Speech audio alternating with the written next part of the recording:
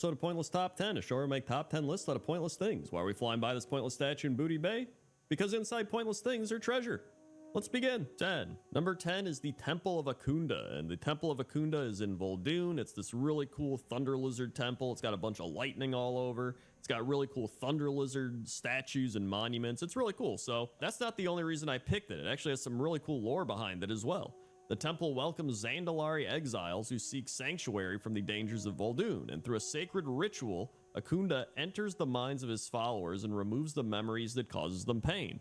His followers then all rename themselves Akunda and start a new life at the temple. Northwest of the temple lies the Eternal Spring, ensuring that his followers never know thirst. Red Rock Mesa stretches north of the temple towards the Valley of Sorrows, where Akunda stores the unwanted, painful memories he takes from his followers. But this is where it starts getting crazy. So you and a bunch of NPCs travel to the temple in search of War Guard Rakera. You may have done this if you did the BFA questline, and you may have not even known what was going on, because I know I didn't. And then you arrive there, and Akunda the Exalted greets you, and he gives you a bunch of tasks and allows you to enter the temple proper.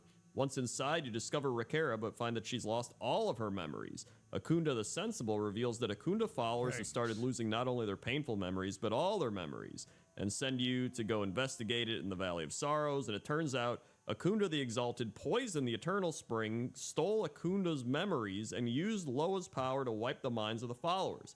But with the help of Akunda powers of the storm, the adventurers kill Akunda the Exiled, freeing Loa and allowing them to restore the memories of his followers. And after all this, all of the Akunda followers abandon the Akunda name and return to their true names. So, kind of a wacky, wild story. I mean, if you want to go play that quest line again, you should go check it out. But that's why the Temple of Akunda is number 10. 9. Number 9 is the Temple of the White Tiger, and the Temple of the White Tiger is an ancient training ground protected by an elite force of martial priests along with the spirit of the White Tiger itself. And whenever I see the Temple of the White Tiger, it really just reminds me of Pandaria. This was just one of those standout buildings, right? Like wherever you go, if you go to all the zones, I just remember being in Kunlai Summit and always seeing this temple because it was just high up in the mountains.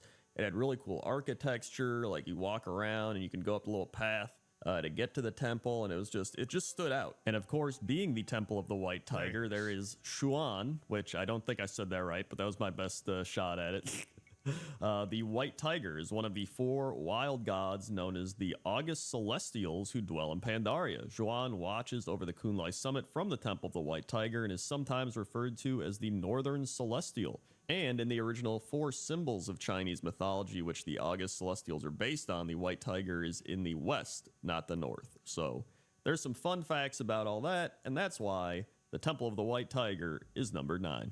8. Number 8 is the Temple of Zin Malor, which was a once prominent Night Elven temple to worship their goddess Elune. And it actually has a very similar structure to the Temple of the Moon in Darnassus. The temple is currently occupied by the Spitelash tribe of Naga, one of which is this guy who is just standing a little awkwardly. You know, it's not the most conventional standing style, but you know what? He's doing his thing. He's having a good time. I'm not going to judge.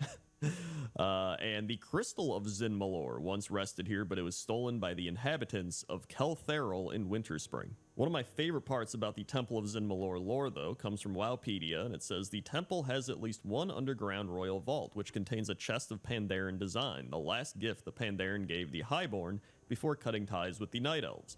The Pandaren said it contained all the arcane magic the Highborn would ever need, but was in fact completely empty. The gift was actually a message of advice and wisdom to the Highborn that they did not actually need arcane magic at all. I just imagine some elf opening this up and being like, dude, where's the arcane magic? And they're like, the arcane magic is inside of you. It's the friends we made along the way. And he's just like, yeah, but really, like, where is it? I want my magic.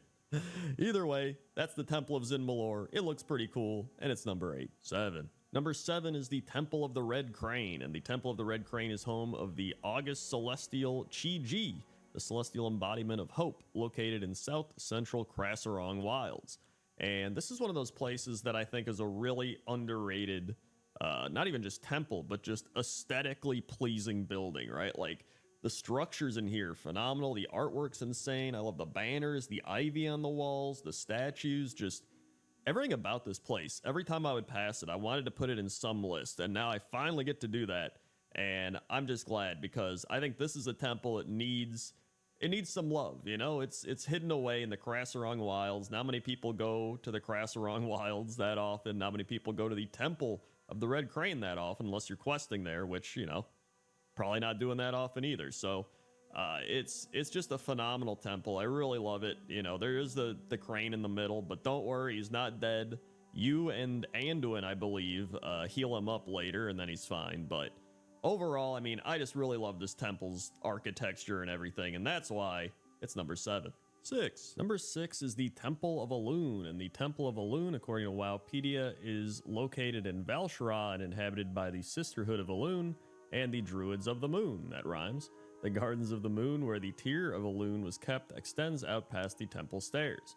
When Satyr and the Burning Legion attacked the temple, Celestine of the Harvest arrived to aid its priest. 2 major roads branch off of it, one leading to Blackrook Hold and another leading to Suramar, and the other Temple of Elune, now known as the Tomb of Sargeras. The Suramar road quickly splits into another road that leads into Azuna, and according to Lyanus Moonfall, the Burning Legion previously wanted to destroy the temple, indicating that it existed during the War of the Ancients. So this really is a temple with a lot of history to it, and it is just a really cool temple overall. It's got some lily pads and little moon wells. It's got ivy growing up on the pillars. It's just a very nice, aesthetically pleasing temple. And obviously, as you know, throughout Pointless Top 10, I always point out aesthetically pleasing things. But I really do enjoy, you know, finding the little details and cool architecture and, you know, just statues. A lot of cool statues here as well. I especially like this statue where the elf is pouring the water out of the jug. I just think that's cool. And, you know, you got little like wisp stars flying around. It's a very nice place to be. Very relaxing, very calming, unless it's getting attacked by the Legion. And that's why it's number 6. 5. Number 5 is the Temple of Atal Hakar, or as some people know it, the Sunken Temple. According to Wowpedia, it's actually got some interesting history I didn't know about. So over 1,000 years ago, the powerful Gurubashi Empire was torn apart by a massive civil war. An influential group of troll priests known as the Atalai attempted to bring back the ancient blood god named Hakar. Though the priests were defeated and ultimately exiled, the great troll empire buckled in upon itself. The exiled priests fled far to the north into the Swamp of Sorrows. There they erected a great temple to Hakar where they could prepare for his arrival into the physical world. The dragon aspect Ysera learned of the Atalai's plans and smashed the temple beneath the marshes, which I would like to see happen. That sounds pretty insane. However, this actually helped the Atalai by ensuring their efforts to summon Hakar went undisturbed. So that's the lore behind the Sunken Temple, and I've never really liked the Sunken Temple because I have bad memories of running it and it just being boring and a bunch of trash mobs, but like going back and looking through it, it's actually not that bad. Like it's got some cool architecture, especially because this is from classic WoW. So we're talking like 20 years ago, right? And I mean, it's just got cool wall art, cool statues, got skulls and vines and a whole bunch of cool aesthetical things all around. It's pretty neat. And that's why I put it at number 5. 4. Number 4 is the Temple of the Moon in Darnassus, and according to Wowpedia, it's got some really cool history. So the Temple of the Moon was built around the same time as the rest of Darnassus when the Night Elves first made their home on Teldrassil. Much of the temple itself was crafted from stone brought from the mainland and transported by magical means. It would become the headquarters of the Sisterhood of Elune and the de facto capital building of Darnassus as the residence of High Priestess Tyrande Whisperwind, the legendary Kaldorei leader. And some cool little facts about it: the waters of the temple are known to be blessed, being described as the water of Elune herself. Some Horde scouts describe the temple as the most beautiful building in the city, although I thought they were going to say the most beautiful building they've ever seen, but, you know, it's still good praise, right? And the iconic statue at the center of the temple depicts Hadeen, the first High Priestess of the Moon. Before the Stormrage novel made this clarification, many players thought this was actually Elune herself. I actually talk about this a bit more in Pointless Top 10 Fountains, which you could go watch. I'll put it in the cards above if you haven't seen that. I really love the Temple of the Moon. I think it has a really nice vibe to it. You know, you have this kind of magical garden. You have the water coming down that looks very pristine and majestic. And it, you know, this really is the heart of Darnassus. However, I will say a close second is that tree that sits in the middle that's part of the bank. I think that's a pretty good landmark as well. But overall, I think the Temple of the Moon's really cool. It's got some good lore to it, and that's why it's number 4. 3. Number 3 is the Netherlight Temple, which is actually the Priest Order Hall, and I didn't even think of this one as a temple until I was researching everything. The temple is said to be hidden deep within the Twisting Nether, deep in Legion territory, and the Legion have been looking for it for ages, but were never able to find it until recently. The Netherlight was originally a prison built by the Draenei during their exile in order to contain and study the Void God known as Soraka the Light Eater. It was also built as a place to commune with the Naru, ponder the nature of the Twisting Nether, and conduct research into the Void. But the main reason I put it here on the list is I think it's a really beautiful temple. The stained glass windows up there, it's got all these different purples and blues and bright yellows and everything. It's got all the different priests walking around, so it is very temple-esque. You have the actual Naru thingies floating around. I already forgot what those are called. But I really just love a lot of the stuff in here. It's a really big temple. I especially like the void area where there's all the different candles, and you see like there's just hundreds and thousands of candles all over. It looks really cool, and I really like the way the sunbeam or the sun shaft or whatever is like shining through the ceiling, even though I don't know how that's even happening because we're in the void or whatever. But I guess it's the light, right? So maybe the light is doing that, like the actual order of the light, not like light they generate. I don't even know. I don't know how any of it really works, to be honest, but I just think it looks cool. And I actually really enjoyed this order hall back when I was a priest coming here. So that's why I put it at number 3. Number 2 is the Black Temple / the Temple of Karabor. And before the shattering of Draenor, the Black Temple was once called the Temple of Karabor, a sacred site to the Draenei, which served as the refuge of Prophet Velen. And if you go to Draenor, or I guess you can still go to Draenor, you can see there it is, the Temple of Karabor. You can walk around as it used to be, see what it used to look like, and, really appreciate it before you go to the Black Temple and go, wow, this place got destroyed. But still, I mean, people remember the Black Temple for the raid. They remember it for the entire Burning Crusade expansion. You always knew about the Black Temple. You saw it. You heard Illidan being like, you are not prepared, right? That was the whole thing. And so being able to go there and raid the Black Temple, I think a lot of people have nostalgia of it. And I'm not going to lie, when I was making this list, I didn't even think of this because I almost didn't consider it a temple, which sounds kind of dumb, but I was like, wait a second. The Black Temple / Temple of Karabor. That's like one of the most prominent temples in the game. So I was like, how can I not include that in the list? And a fun little fact here was in the Frozen Throne, the Black Temple was called the Black Citadel, and it was actually situated in the Hellfire Peninsula instead of Shadow Moon Valley. So fun little fact there, but I had to put it on the list. It's so notorious. I had to put it way up there, and that's why it's number 2. And number 1 is the Temple of Kimbul, or Kimbul, whichever it is. I love his temple. It is easily one of my favorite temples in the game. I mean, you might even say it's my favorite because it's number 1 on this list. I really love this temple. It is the temple that made me want to make this list because I remember flying around and seeing this, and I was like, dude, temples. I love the tiger head entrance. I love the moss growing everywhere, the trees kind of overtaking it, the rocks and the pathway leading up there. It's like my favorite aesthetic, the dim lighting with like the blue, purplish, orange glowiness. I love everything about it. And if you're curious about some lore behind the temple, pretty much the Temple of Kimbul centuries ago was attacked by an army of Naga led by summoner Mapilja. Kimbul arrived too late to save his Zandalari worshippers from death, and as he killed Mapilja, she cursed the souls of his followers to unending torment.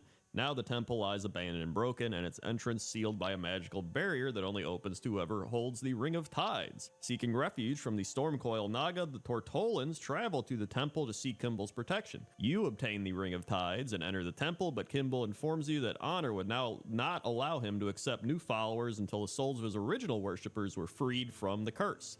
With Kimbul's help, the adventurer travels through the spirit realm, vanquishes Mapilja's spirit, freeing Kimbul's followers, and at the same time, the Naga attack the temple, but Kimbul transformed the adventurer into his avatar in order to fight off the invaders. Once the assault was repelled, Kimbul accepts the Tortaka followers and allows them to move into the temple and use it as refuge. So that's why you see a bunch of Tortolan over here. And overall, I mean, that's some cool lore, but I really just like the way it looks. I'm not gonna lie.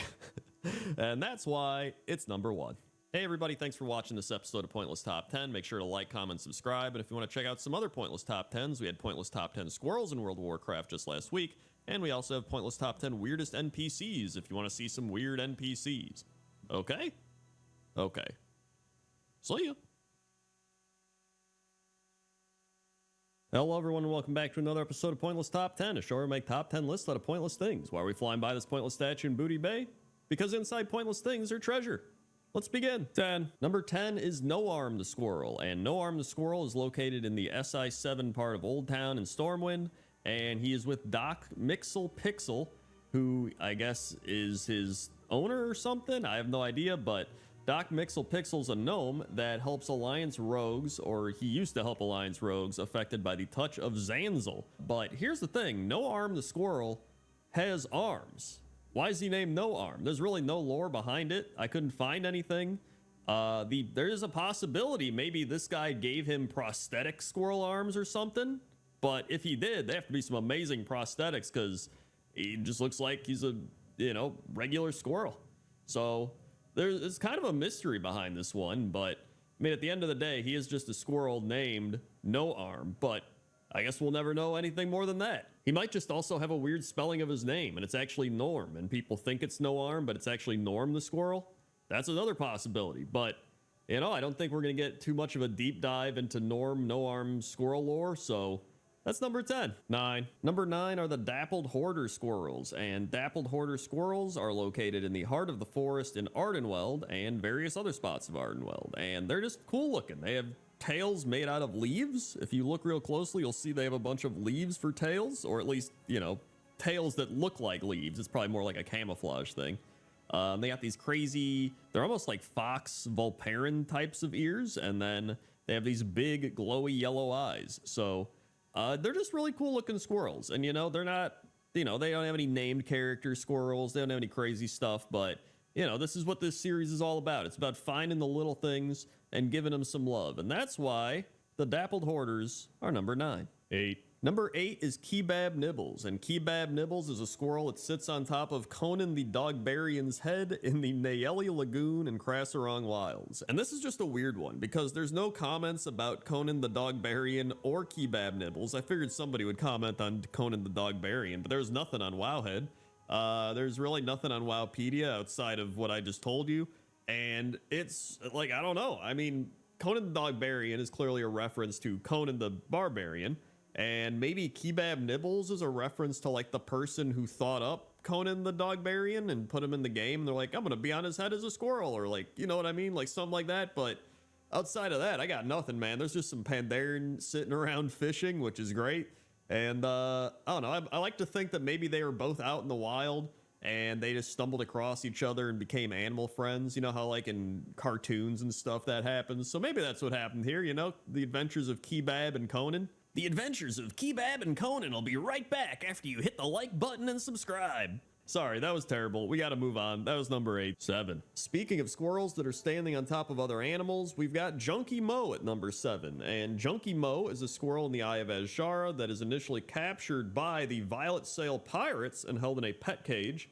And you rescue it, and after you rescue Junkie Mo, he's seen standing on top of Speedy 4, which is the turtle's name. These are just phenomenal names. Also, I think Junkie Mo is just either really dirty or he's like on fire because he's just got steam coming from him.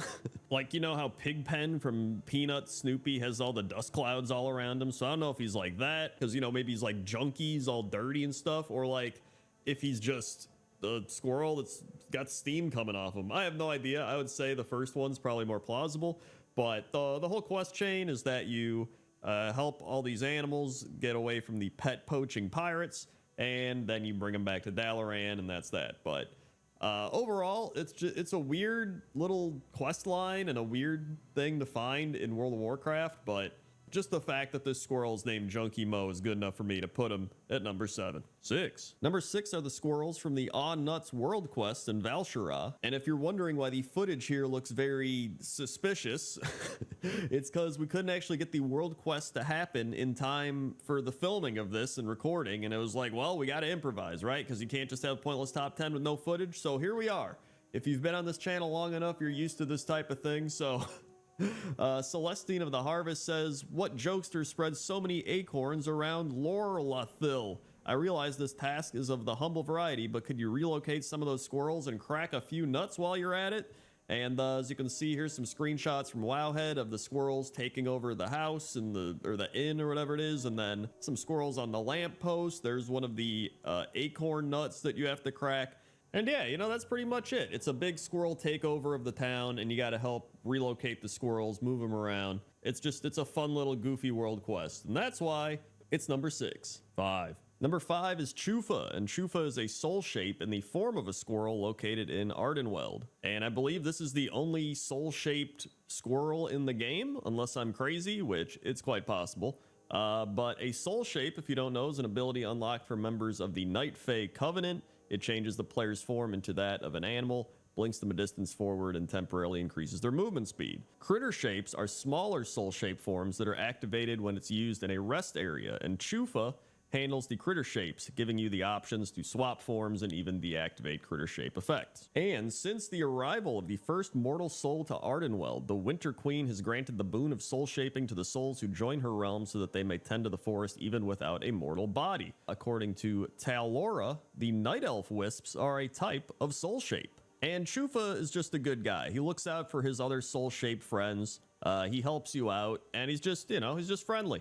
And that's why he's number 5. 4. Number 4 are the angry little squirrels, and you might have guessed it. They're angry little squirrels. They're quite little, actually. They're smaller than most other squirrels. They're very angry, and they have one ability, which is Angry Little Acorn. Viciously throw an acorn at your target, dealing 0 damage. And so the way it works is the elementals come up, and then they just start throwing their acorns at them, like, hey, get out of here. And, they're not doing any damage. Literally, they're doing 0 damage, but they're also part of the achievement, and the meek shall inherit Kalimdor, along with the Alpine Songbird, Hygel Bear Cubs, and Child of Tortola. And that's where you help each of the following critters get revenge on the mean old fire elementals. Hey, you know what? They're contributing. They're trying. And sometimes trying's half the battle, right?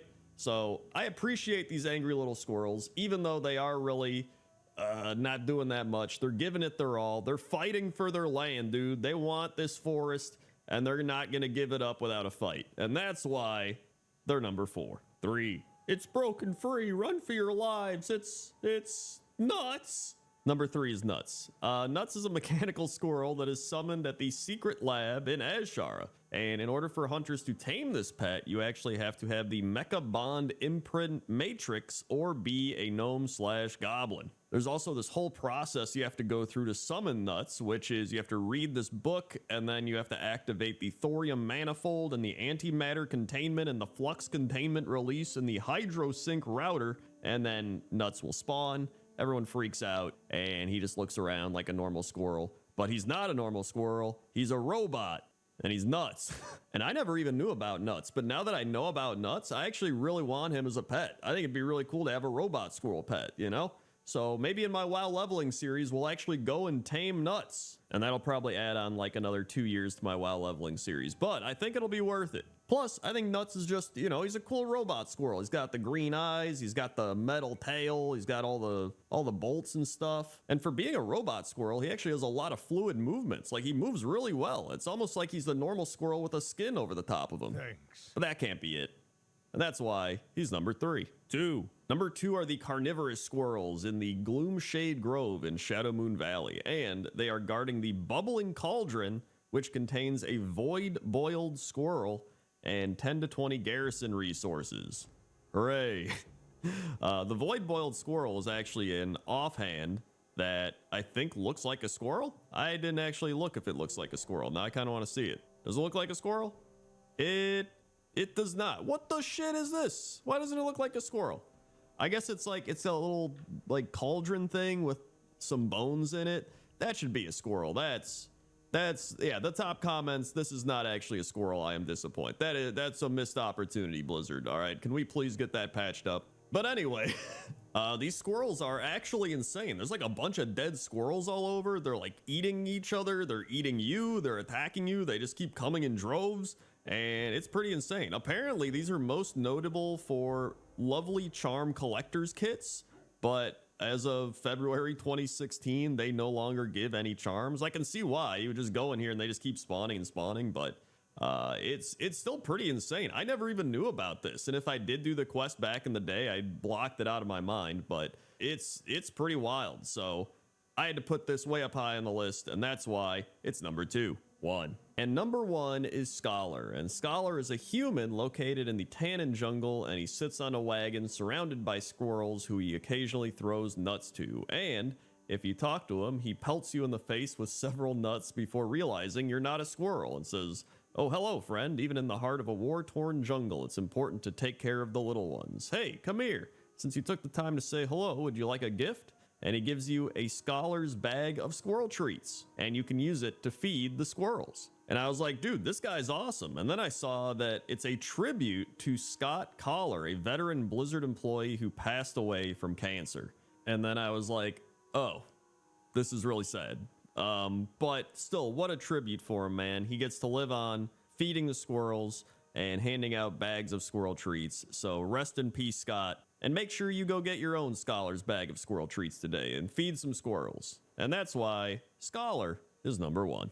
Hey everybody, thanks for watching this episode of Pointless Top 10. Make sure to like, comment, subscribe. Also, if you want to see some other Pointless Top 10s, you can check out Pointless Top 10 Weirdest NPCs in World of Warcraft and Pointless Top 10 Volcanoes in World of Warcraft. And there's a bunch of other Pointless Top 10s that aren't even listed here. Okay? Okay. See ya. Hello everyone and welcome back to another episode of Pointless Top 10, a show where we make top 10 lists out of pointless things. Why are we flying by this pointless statue in Booty Bay? Because inside pointless things are treasure. Let's begin. 10. Number 10 is Victor Ebenfall, and Victor is a Worgen druid in the first aid place in Dalaran, and he's just chilling in a bathtub. You walk in here and you look around and you're like, what? Is that a sea lion in the bathtub?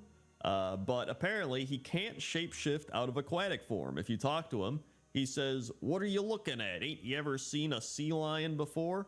And you go, "Not like this." And he goes, "Yes, I'm a druid. And well, I'm kind of stuck like this for a while. I was patrolling the sea around the broken shore when an infernal crashed down into the water right on top of me. The blast was so strong and instantly knocked me unconscious. When I woke up, I was here in the care of the nurses. They say after a few days I should have the strength to shift back, but in the meantime, I'm stuck in this contraption to keep me from drying out. Do me a favor and don't mention this to any of the other druids. They'll never let me live it down." So yeah, that's pretty much it. He's just a druid stuck in aquatic form in a bathtub.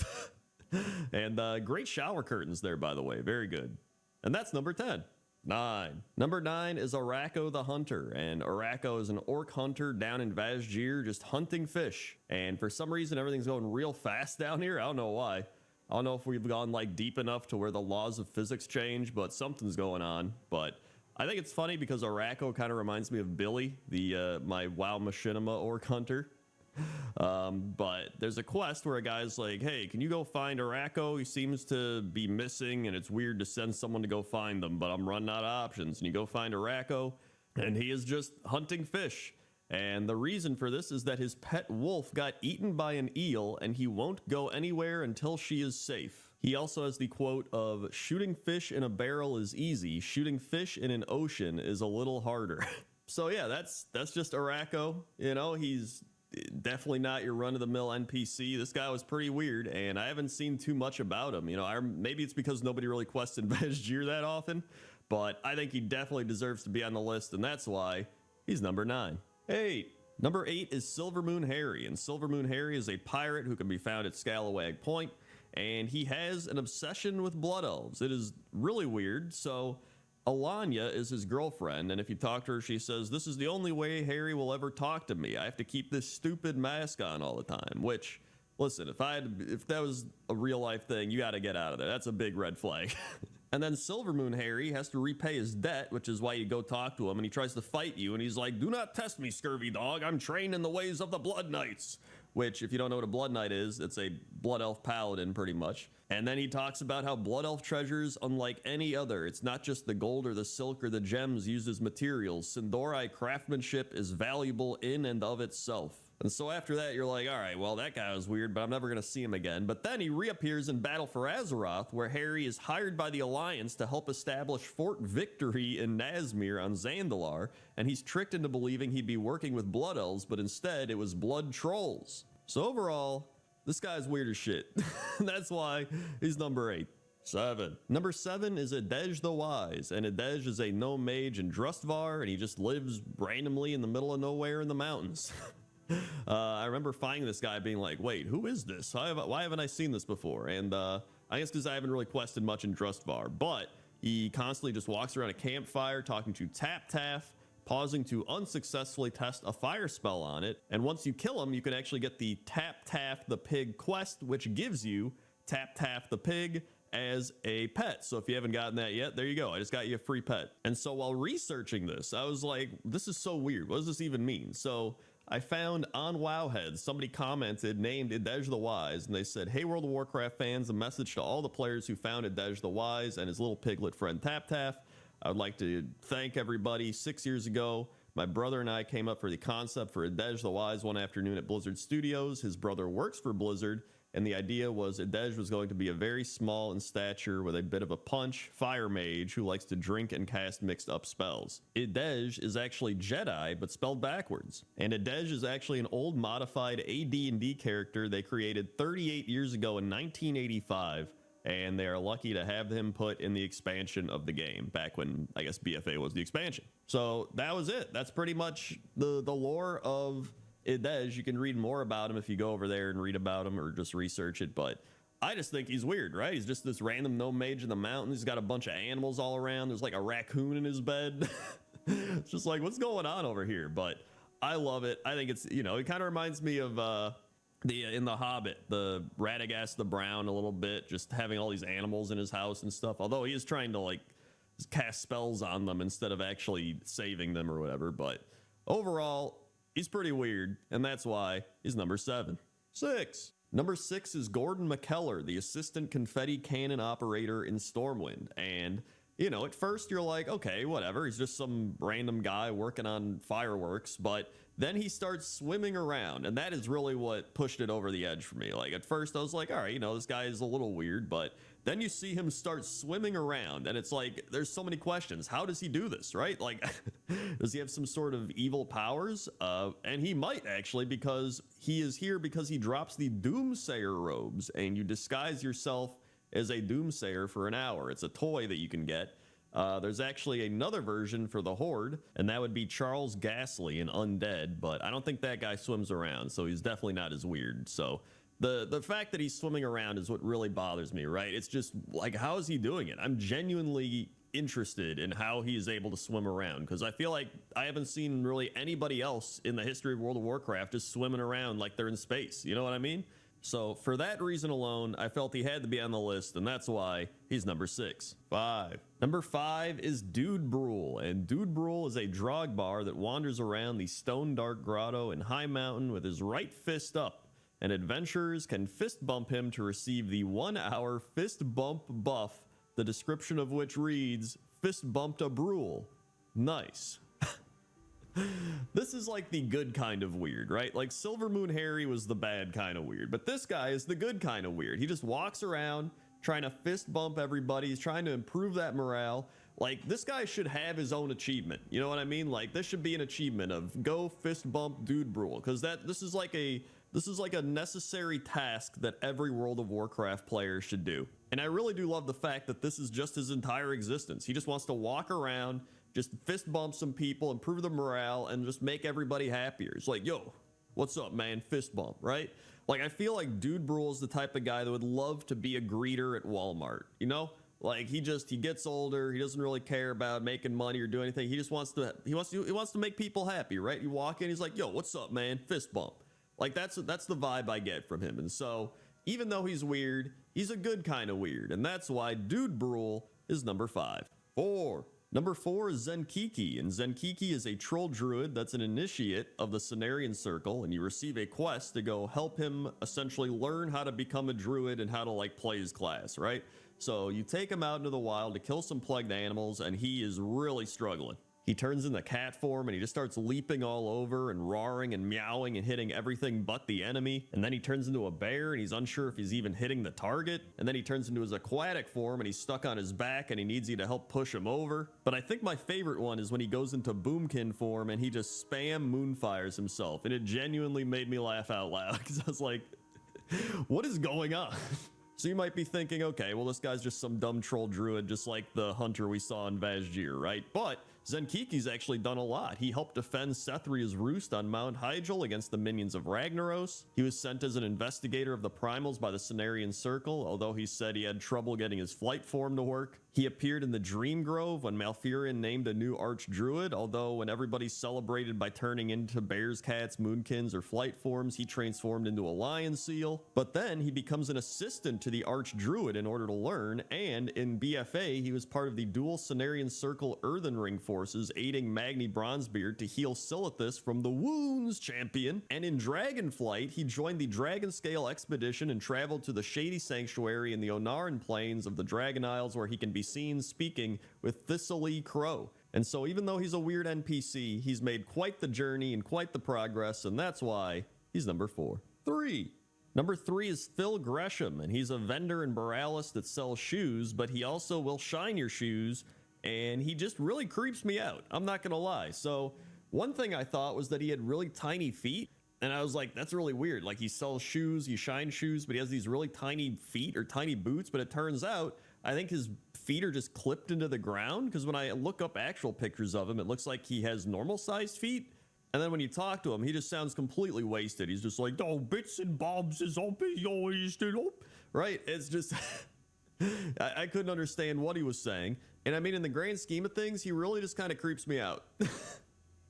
I contemplated putting him higher up on the list because I'm like, he's not as weird as some of these other people, but like the vibe he gives off is just this really weird vibe. So it's a bit of an unconventional one, but I still wanted to put him on the list, and because of how weird he is to me, I put him at number 3. 2. Number 2 is Grifta, and Grifta is actually one of the most reoccurring NPCs in the entire game, appearing in every expansion except for Wrath of the Lich King. And Grifta is pretty much a scam artist that just is constantly trying to screw people over. According to Wowpedia, Grifta was initially located in the lower city markets of Shattrath, trying to sell his wares to unsuspecting bypassers, and early on he was standing next to Peacekeeper Jadar, who often contradicted and questioned Grifta's claims about his wares, leading to amusing conversations. But for a short time, Grifta was exiled from the city due to the endless reports of his shady business practices. However, when Zulaman was rediscovered, Grifta was let back into Shattrath. In Cataclysm, Grifta started selling his stuff at the Darkmoon Fair. In Pandaria, he was at the Grummel Bazaar and Kunlai Summit. In Draenor, he actually traveled to Draenor and sold some of his useless junk to garrison troops in Talador, and there's a standing order to rough him up a bit in order to get a refund. In Legion, he's in the Hall of Shadows, which is the Rogue Order Hall. In BFA, he travels to Dazar Alor in Zuldazar, where he sells his wares on the port of Zandalar. Somehow, he then made it into Shadowlands, where he's in the Broker's Den of Oribos, and in Dragonflight, he is found selling his amulets and other goods on the sly at the Obsidian Throne in the Waking Shores. So Grifta is easily one of the most notorious weird NPCs in World of Warcraft, and because of that, I had to put him at number 2. 1. And number 1 is Bud Nedrek, which is obviously a play on words for redneck. And in Burning Crusade, he was the well-spoken, often snooty explorer that Grifta sent players to just outside Zulaman. Grifta's note was short and to the point. It said, "Listen up, bud. This be the last fool I send till ya pay me all ya be owing. No more stalling." So he owed Grifta a bunch of money, apparently. And so the main thing is Bud is looking for treasure, and he knows Zulaman probably has a bunch of treasure in it, and so he pretty much wants the players to go into Zulaman and do all the dirty work for him. Then, in Wrath of the Lich King, Bud and his band of treasure seekers and troll slayers have moved on to Grizzly Hills in search of new prophets, but his fate at Zulaman had an unfortunate side effect, which is Bud pretty much lost his mind and thought he was a troll complete with a troll mask. His band of cohorts, not wanting to leave Bud behind, use him as troll bait by using his fragile state of mind to sick him on the local trolls of the area. Bud thought he's playing troll tag, but mostly what he was doing was knocking trolls silly with a frying pan, all while happily shouting "tag" to any he happened to hit. And then you think he's done after he thinks he's a troll and he's gone crazy, but he actually makes an appearance in Cataclysm, where his ship gets sunk in Vaz'jir at the opening sequence for that zone. He also appears in the Thistle Shrub Valley of Tanaris near the entrance of Uldum along with Adara, and Bud and the others were planning to drive a caravan into Uldum to search for artifacts, but they get ambushed by some pygmy, and Bud actually concocts a crazy plan to get the team and a Ramkahen prince out of Tolvir City, which actually works. And that's pretty much the story of Bud Nedrek. He also appears in your garrison for a little bit, whatever. But he's just a really weird NPC that has this crazy backstory, right? Like he's in Burning Crusade. He's got a note from Grifta to repay his debt, but he becomes this big thing in Zulaman where he's hunting treasure. And then he's in Wrath of the Lich King hitting trolls. He thinks he's a troll. Then he's like saving everybody in Cataclysm. Like, it's so weird. And I really do think he's like one of the most notorious weird NPCs in World of Warcraft. And for that reason, he's number one. Hey everybody, thanks for watching this episode of Pointless Top 10. Make sure to like, comment, subscribe, hit that bell to be notified when I upload. Also, you can check out some other Pointless Top 10s. We just had volcanoes the other week. We just had houses in the middle of nowhere. Also, you can check out Zygor in the description. Use code Crendor for 20% off an elite subscription. Okay? Okay. See ya. Hello everyone and welcome back to another episode of Pointless Top 10, a show where we make top 10 lists out of pointless things. Why are we flying by this pointless statue in Booty Bay? Because inside pointless things are treasure. Let's begin. 10. Number 10 is Thunder Peak, which is the volcano in Ashenvale near the remains of Iris Lake, and home to Lord Magmathar, who sits atop this volcano and is a fire elemental yelling a bunch of random quotes, such as, "The earthen ring cannot withstand my fury. Ashenvale will burn. There is no escape. There is only the fiery embrace of my lava." So he's pretty mad. And he's the one who caused this volcano to erupt. I mean, he's got the whole forest burning. He's got his minions going around burning stuff. So, I mean, he did what he set out to do, and he created a volcano in the process. So, I mean, for all those reasons alone, it may not be the greatest volcano, but you know what?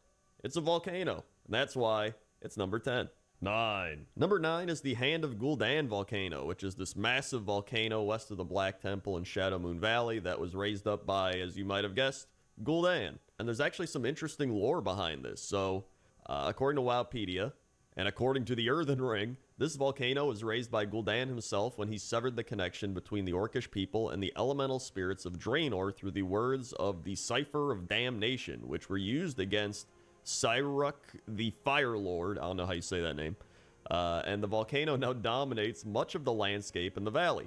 The truth is, it always existed, and the spell that severed the connection to the elements also turned the volcano fell. A vision of this act is repeatedly depicted at the Altar of Damnation near the Fell Pits on the volcano's western face. Alternate Gul'dan tried to create the volcano as well in alternate Shadow Moon Valley, but was stopped.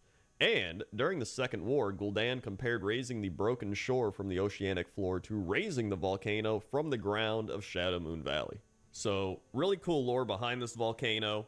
I love the atmosphere, the aesthetic of everything. You got the rocks falling in the sky, you got the fell lava all around, and it's pretty cool. But, you know what? I think there are some better volcanoes, so that's why I put it at number 9. I'm sorry, Gul'dan. It's still a cool volcano. 8.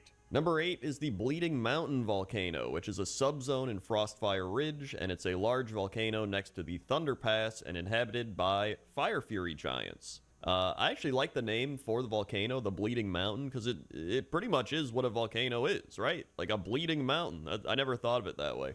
So it's a cool volcano, but there's no crazy lore or anything behind it. It's just kind of a volcano in Frostfire Ridge. You know what? Sometimes that's fine, right? Especially in Pointless Top 10, you know, not everything needs to be crazy. It doesn't need any big lore backstory. Sometimes it's just like, man, that's a cool volcano. We need to appreciate that. And I figured this would be a good time to learn a bit about volcanoes. Volcanoes are openings or vents where lava, small rocks, and steam erupt onto the Earth's surface. As for what causes volcanoes to erupt, the melted rock or magma is lighter than the surrounding rock and rises up. This magma collects in magma chambers, but it's still miles below the surface. When enough magma builds up in the magma chamber, it forces its way up to the surface and erupts, often causing volcanic eruptions, or I guess in Ashenvale's case, a fire elemental just wanted it to happen. Overall, great volcano, a lot of smoke on this one if you see all that over there, and it's number 8. 7. Number 7 is the Inferno Peak, which is a large area of fell volcanoes in the eastern section of Mardoom, and several areas like Forge of Corruption, the Doom Fortress, and Illidari Foothold are located here, and it's also the starting area for Demon Hunters. Honestly, I like this fell volcano area, and when I see the Inferno Peak, I really just think of the Gul'dan volcano, but like more updated, more of them, and just, just fresher, more vibrant. It doesn't have that Gul'dan backstory, but Mardoom in itself has a bunch of lore behind it. And I mean, just looking around at all these volcanoes and all the fell lava and everything, it just looks really cool. And, I never really see people mention the Demon Hunter starting area that much, at least not since Legion. And it's kind of cool to go back and see a lot of the cool stuff that is and was there. So I really enjoy seeing all these fell volcanoes, all this fell lava there. It's pretty cool. It really is, I feel like, an updated version of the Gul'dan volcano. And that's why it's number 7. 6. Number 6 is the Obsidian Dragon Shrine volcano. And I'm going to read a bit about this from Wowpedia, because I think it does a better job describing it than I will. It is the Black Dragonflight's Dragon Shrine located at the base of a volcano in northwestern Dragonblight. The shrine is as barren and blasted as the Ruby Dragon Shrine is lush, its skeletal trees perpetually burning and magma surging just below the skin of the land. While its location at the foot of a volcano reflects the earth-warding duty afforded to the Black Dragonflight and the potent energies within the earth, its constant smoldering nature is also reflective of the Dragonflight's destructive nature and is likely not due to the actions of the Scourge, because during the war against the Lich King, adventurers were sent here by Bitter Nalist to aid Serenar in removing the invading Scourge, as this charred site is a sacred place for the Black Dragons. So there's some lore information behind the Obsidian Dragon Shrine volcano, and I mean, really, I think this is just cool. Like, you get to walk into a volcano, which is pretty sick, and almost looks like you're walking into a dragon mouth, and then the lava is kind of like chunking down, and I feel like this is more natural to how lava actually moves, you know what I mean? So, I mean, really cool aesthetic. There's like dead dragons and stuff in here, and it has some cool lore behind it, so that's why it's number 6. 5. Number 5 is Fire Plume Peak, and Fire Plume Peak is a volcano in the northwesternmost part of the Molten Front in the Firelands, and this is actually where Firehawks make their home, and the Firehawk matriarch and her eggs can be found at the top, while lava elementals roam around the base. And it's honestly just really cool. I mean, if you look at some of the things here, there's actually these wind currents all over, and you run into the wind currents, and then it goes woo, and it shoots you up. And you can get to different parts of the volcano, and you can get to these platforms as well. And the platforms are really cool because they're like crumbling apart. And I just love how the rock kind of crumbles because it's an animation I don't really see a lot in World of Warcraft. Like, this is one of the only times I've seen this animation. So I think this is really cool. And I never even knew this thing existed. I mean, I kind of did back in Cataclysm, but I think I played this like once or twice, and then I just repressed it, as most people do with Cataclysm and, some of the other expansions. But this is one of those things where you go back and you're like, dude, this is pretty sick. And I mean, I'm not gonna lie, it's one of 10 volcanoes. I think there's actually 11 or 12 volcanoes in World of Warcraft. And so this list was pretty easy to compile, but actually sorting them out from like 1 to 10 was kind of tricky. But I thought this one was cool enough to be right in the middle, and that's why it's number 5. 4. Number 4 is Scale Cracker Peak, and this is Dragonflight, everybody. You can tell because it actually looks probably like the best volcano we're going to look at today. It's just, graphically, the lava looks amazing, the mountain looks amazing. This is actually where you get one of the dragon glyphs for dragon flying. It's all the way up at the top. You go to the top, you get it. So everybody, if you played Dragonflight and you got all your dragon cliffs, you've been to Scale Cracker Peak. So there's a fun little fact for you. But overall, I mean, this volcano is just awesome. Like, you got all the lava streams flowing down. You got the frogs just chilling out by the lava. You got the birds flying around, which, by the way, those birds are so annoying. I had to do the engineering quest where you have to collect their feathers, or I don't remember what it was, but it's an extremely low drop rate. It's annoying. They're annoying to kill. The phoenixes, they come back to life, and then you have to kill them again, and they don't even give you anything the second time around. It's dumb. I hate those birds. But you know what? They're flying around Scale Cracker Peak, which is an awesome volcano. And I don't even know if it's like multiple volcanoes, but it does kind of look like it. But I mean, overall, just really neat. And I had to put it on the list just because it's new, and there's very limited amounts of volcanoes in the game anyway, as I mentioned before. So that's why it's number 4. 3. And number 3 is Black Rock Mountain. And you had to know Black Rock Mountain was going to be on this list, right? But the mountain is actually a volcano that was created at the end of the War of the Three Hammers when the Dark Iron Lord Tharazan accidentally summoned Ragnaros, the Fire Lord, from his prison in the Firelands. The power unleashed by his rebirth was so massive it shattered a large section of the Red Ridge Mountains, creating the areas now known as the Searing Gorge and Burning Steppes, creating the Black Rock Mountain. Ragnaros enslaved the Dark Iron Dwarf clan, and they have built a giant city made of tunnels throughout the mountain. The name Black Rock Mountain and Black Rock Spire predates the coming of the orcs. So, some fun lore facts about Black Rock Mountain, and it's been here as long as World of Warcraft has existed. So, I mean, I was trying to figure out where to put Black Rock Mountain here, and to me, it's in the top 3, right? I think it could be number 1, but I think the next 2 are just a little more interesting to me, but Black Rock Mountain is probably the most notable of all the volcanoes in World of Warcraft, and that's why it's number 3. Number 2 is the Lost Peak, which is the giant volcano at the center of the Lost Isles. It has a massive caldera in which there is another smaller one. And for everybody wondering what a caldera is, which is me up until I read what it was, a large volcanic crater, especially one formed by a major eruption leading to the collapse of the mouth of the volcano. Then, the fire turtle, Volcanoth, lived in its lair inside of the volcano. The goblins that got stranded on the Lost Isle built a mine on its northern foothills, and after Volcanoth's death, Lost Peak erupted, destroying much of the Lost Isles. And as you can see, there's a lot of turtles just chilling out here, and they're like shooting fire from their neck. I don't even know how they're doing that, but they must have some super volcanic powers or something, because look at that, they're crazy. I also wanted to take the time to mention Mount Kajaro, which is the Isle of Kazan's still active volcano, and it's only available in the actual Cataclysm trailer. It's not actually in the game, but I wanted to do a little reference since that's also tied into the goblins, so I figured we'd do a little 2-for-1. That's why I want to put them at number 2, because during Cataclysm, Deathwing attacked Mount Kajaro, setting it alight, causing it to become active again, and later erupt, destroying Bilgewater Port and possibly other parts of the island. Jaster Gallywix also considers it a possibility that his cartel's deep digging into Kazan may have contributed to the volcano's eruption. And Mount Kajaro is a reference to Mount Kilimanjaro. So, a lot of goblin volcano stuff here, but that's why Lost Peak and Mount Kajaro are number 2. And number 1 is the Fire Plume Ridge, and this is the volcano in the center of Ungoro Crater. And whenever I think of a World of Warcraft volcano, like if you were like, name a volcano off the top of your head, I'd be like, oh, Fire Plume Ridge. Just, I don't know why. It's just, that's my go-to volcano whenever I think of it. And I think because you do some quests there way back in the day, it just got like hardwired in my brain or something. Like I still remember taking that goblin back home. You gotta like keep throwing water at him and he's like, wah!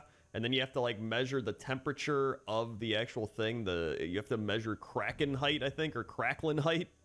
And the hottest place in the ridge is apparently 428,000 degrees Cracklin height, which I don't know how you convert that to Fahrenheit or Celsius, but somebody probably has. According to Wowpedia, the fiery mountain forms a natural border where the jungle meets the earth, and shallow veins of magma flow beneath the bowl of the crater, heating the steam pools and geysers around the Ungoro crater. After the Fourth War, Zakan reported that the volcano continues to teem with elementals and wildlife.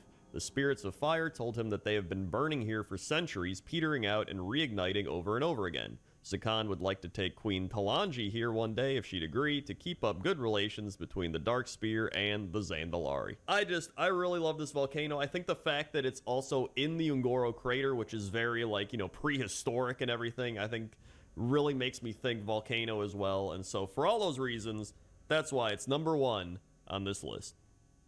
Hey everybody, thanks for checking out this episode of Pointless Top 10. Make sure to like, comment, subscribe. Also, if you want to check out Zygor, you can use code Crendor for 20% off now that we're partnered with them. Also, if you want to check out some more Pointless Top 10s, you can check out Pointless Top 10 Elevators, Pointless Top 10 Turtles, or a whole bunch of other ones. Okay? Okay. See ya. Hello everyone and welcome back to another episode of Pointless Top 10, a show where we make top 10 lists out of pointless things. Why are we flying by this pointless statue in Booty Bay? Because inside pointless things are treasure. Let's begin. 10. Number 10 is the Serpent Shrine Cavern Elevator, and this is a fun elevator. It's got a cool frog head in the middle of it. It kind of reminds me of a Slan from Warhammer, actually, but I think it's a Naga or something. I have no idea, but I think it's really cool. Everybody always talks about this elevator as like one of the original elevator bosses, right? Because if you didn't get on in time, it would go bzzz, then you'd fall and die. Also, this isn't an elevator boss video. This is just elevators that I think are cool. Some of them are elevator bosses, but I know that's like a thing. People would be like, he didn't put the elevator boss on the... That's been your annual me talking about a metaphorical person that doesn't exist but probably does exist point of the video. But aside from that, I think this is cool. I always like raids when you walk in and right away you have to go on an elevator or whatever it might be, and then it goes like it takes you down into the raid. It feels like you're getting prepped to go do this big fight or something. I don't know. Not every raid, but I think it's cool every once in a while you get something like that. And that's what this was. So, you know, you're going all the way down into the cavern, right? And so I think that's pretty neat. So that's why this is number 10. 9. Number 9 is Telrador, and we stay in Zangarmarsh for this one. And Telrador has this elevator that comes down, goes in a little bit, and then goes out a little bit, and then goes back up. Or the opposite way, whatever. But it's always notorious for being that elevator where you're like, oh, time to get on, and then you fall through the little gap because it hasn't done its little, like, back in yet. So that's it. It's kind of a funny elevator. I don't know if they were designing this elevator and thought of that, like, everybody's gonna be falling through, or if they were just like, this would be a cool design for an elevator. Because I think that's what happens a lot of the times. They're just like, this seems like a cool thing, and then they don't realize the amount of people that are going to go through frustration from it. But it is a cool elevator, I will say that. Also, I was reading a little bit about Telrador, and it was built on an island of the Zangar Sea. This centuries-old monastery served as a retreat for Draenei anchorites and spiritualists before the exiled ones were decimated by the orcs. A small order of anchorites and vindicators maintained a number of shrines in the region. What is an anchorite? Anchorite is an honorific title the Draenei use for their priestly practitioners. Oh, look at that, double learning. Double learning, oh boy. That'd get you beat up in school. Luckily, we're not in school anymore here. And then another fun fact is Telrador does not have food vendors, and for lore-based reasons. Many of the quests relate to food gathering, and because they are close to starving, food is shared among their own people, and they would not sell it to outsiders. I never knew that. I think that's really cool. Honestly, I don't even think I realized they don't have food vendors either. So, either way, I think it's, Telrador is a cool place. It's got a cool elevator, although slightly annoying times, but it's unique, and that's why it's number 9. Hey. Number 8 are the Undercity elevators, and the Undercity elevators are one of the... This is just a classic elevator, right? Like, everybody's been to the Undercity elevator. You go there, and you're like, I gotta get on the elevator, and then before you know it, the door just slams shut in your face, and you gotta stand there and wait for like 20 seconds like an idiot. But there's also sometimes people get caught in the doors or stuff, and people died in here, or they get in and then the elevator's going and they fall and die. So there's some wacky stuff. In fact, according to Wowpedia, at one time there was a glitch in the game so that a character running towards the opposite wall of a descending elevator would fall through the world into Stone Talon Mountains and then Alterac Mountains. This may suggest that Blizzard used a vertical system for zone placement in addition to the existing horizontal one, creating another reason for not allowing flying mounts in classic content. So that's actually interesting. I never knew that, but the main point here is that these elevators, it felt like I was going to a NASCAR race. You know what I mean? Like you're on your mount, you're like the elevator, you try to get there, and then all of a sudden it's like, that isn't a NASCAR race. That doesn't make sense. I guess I'm more of just a race to get to the whatever. These are cool elevators, and they were always annoying to get through on my Tauren because you had to demount because it was dumb. But that's fine. And that's why they're number 8. 7? Number 7 is the Aldor Rise elevator, and it looks like a very basic elevator, right? It's just a giant structure with the elevator going up and down, and you're like, okay, what's so crazy about that?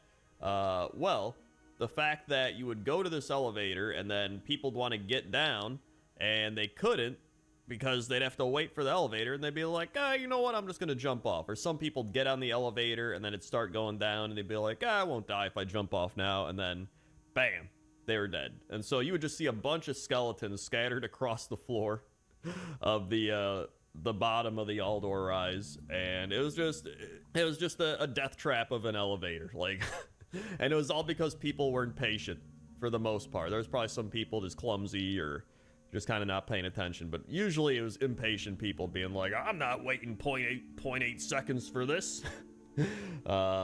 Also, I always like the Aldor Rise more than the Scryer Rise, and I think it's because it's partially attached already to Nagrand. So, like, if you're part of the Aldor, you would just walk out into Nagrand. Like, cool. But the Scryer, they were just, like, stuck in the corner. And it's like, okay, why would I want to be there when I could be attached to Nagrand? You got the, you know, the back exit into Nagrand. You go down a little mountain and stuff. Like, it was pretty sick. And then the Scryer over there being losers. So I think you realize that I picked Aldor over Scryer. And that's the right choice. And that's why this is number 7. 6. Number 6 are the excavation lift elevators in the Howling Fjord. And I love these elevators because there's just so much cool aesthetic behind them, right? These big stone wolf dragon head things. Actually, is that a wolf or a dragon? I don't know. I think it's a dragon now that I'm looking at it a bit more. But I remember first coming here in Wrath of the Lich King when it launched way back when. And I remember doing the little intro area and being like, oh, this is fun. And then I remember getting to the elevator and looking up and being like, dude, that's pretty cool. I was like, whoa. I mean, it really is cool. Like, you're getting pulled all the way up a mountainside, right? And into this big animal dragon head thing. And you're getting into this little cage. Because all the other elevators up to this point were like, you stand on platform takes you up, platform takes you down. But this was like, you're getting into this cage and you're just like, what the shit? It was, I don't know, there's just something different about it, and it really had this aesthetic ambient feel to it, making you feel like you're in this different place, right? Northrend, I'm in the cold wilderness, and, you know, it's a bit more rustic and all that. I don't know. And so it's not an elevator boss. It doesn't have any crazy backstory or anything, but I think it's pretty cool, and I got some nostalgia with it, and I think some other people will too, and that's why it's number 6. 5? Number 5 is the Stormheim lift elevator, and this one is just kind of out in the middle of nowhere, and it's for a Forsaken encampment. I guess they just needed to lift stuff up a mountain, which would make sense, but they didn't do a very good job of attaching it, because as you can see there, it's not even attached. So I don't know if they're using some dark magic, or like Sylvanas is doing something, pulling some strings to get this thing going, maybe literally pulling some strings, I don't know. Because it's it's not attached. I think it's kind of funny that throughout all these years, they've just been like, hey, you know what? Just leave it. It's fine. But it's still a pretty cool little lift elevator. You know, it's not like Howling Fjord, where it's got this big dragon head and all this stuff. But I think it's a little more hidden. I think it's a little more unknown and mysterious. And that's why I moved it ahead of the Howling Fjord elevator lift. Because to me, Pointless Top 10, the reason I made this series was to kind of shine some light on the more hidden things in World of Warcraft that you don't normally see. And that's why if I'm going to do like statues or board, like whatever, a lot of times I'll show things that wouldn't normally make somebody's top 10 list, because to me it's the little unknown details that are some of the most interesting, right? Like, not everything has to be like, this is the best thing, this is the greatest thing. Like, sometimes the things that aren't that great are the greatest things. Kind of like when you eat fast food. Sometimes you know it's not great, but man, in that moment, it's pretty great. And so what I'm saying is, this elevator lift is just like fast food. And that's why it's number 5. 4. Number 4 is the Antorus elevator. And the reason everybody loves this elevator is it's one of the only elevators in the game, if not the only elevator in the game, that will squish you if you're under it. And I feel like this is another design choice that they probably did on purpose. Although maybe not, but I'm pretty sure they did, especially because when it squishes you, it turns you into like meat or something. I don't even know. It's also a very kind of, you know, it's almost like a gotcha type thing. Like, you run up and then they allow you all to gather around and you're like, where's the elevator? And then you're like, oh, and then it comes down and squishes you. So for that reason alone, I think this is one of the probably funniest elevators in World of Warcraft. It's probably one of the best elevator bosses in World of Warcraft, but I think just in general, it is a pretty cool elevator. Like, when you get to the top, you see all the planets and all the crazy holographic things. You know, it's got all the green stuff all around. The actual elevator itself has like a skull thing in the floor. It's really cool. Like, outside of the obvious stuff of it squishing you, I think this is a nice location. The elevator's pretty neat. And, I mean, there's not much else to say about it except don't stand under it. And that's why it's number 4. 3. Number 3 are the Thunderbluff elevators, and these are easily some of the most notorious elevators in World of Warcraft, because I mean, this city is literally an elevator city. Like, there's only a couple ways to get into this city. There's flying in, and there's taking the elevator. That's it. There's no other ways. Well, you can take portals, but at least back in the day, there used to be no other way. But still, if you want to walk there, I guess you could say the only way to get up is by taking the elevator, which are, again, somehow powered by invisible strings or magic or something. But from what I was reading, the engineer Palehoof, who is the Taran engineering trainer, is in charge of keeping the city's elevators and windmills in good working order. So look at that. All the elevators and the windmills you see in Thunderbluff, Engineer Palehoof, he's the one doing it. He's the one doing the crazy magic to keep these things going up and down without any visible strings.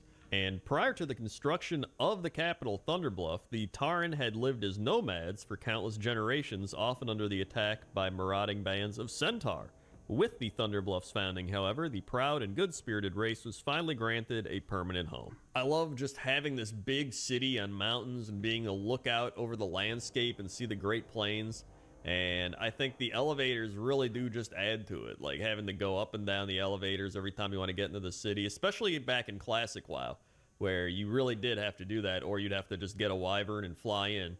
And it's just, the view is amazing. And there's also the fact that you could just fall off the mountain and die. Like, you can fall off of Thunderbluff and then you're dead and you got to take the elevator back up. So that's kind of funny. But overall, I've always loved these elevators in Thunderbluff, and I had to put them on the list, and that's why they're number 3.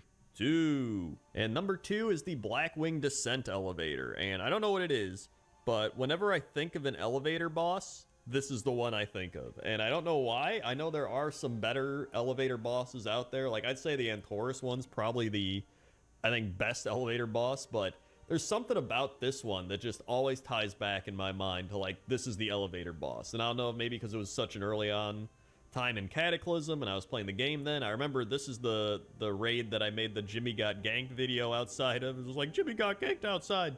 So that maybe that's part of it, but I do remember going into this raid and falling victim to the elevator boss, because you clear the 2 side bosses, and then, you know, it's like anything else. People get impatient.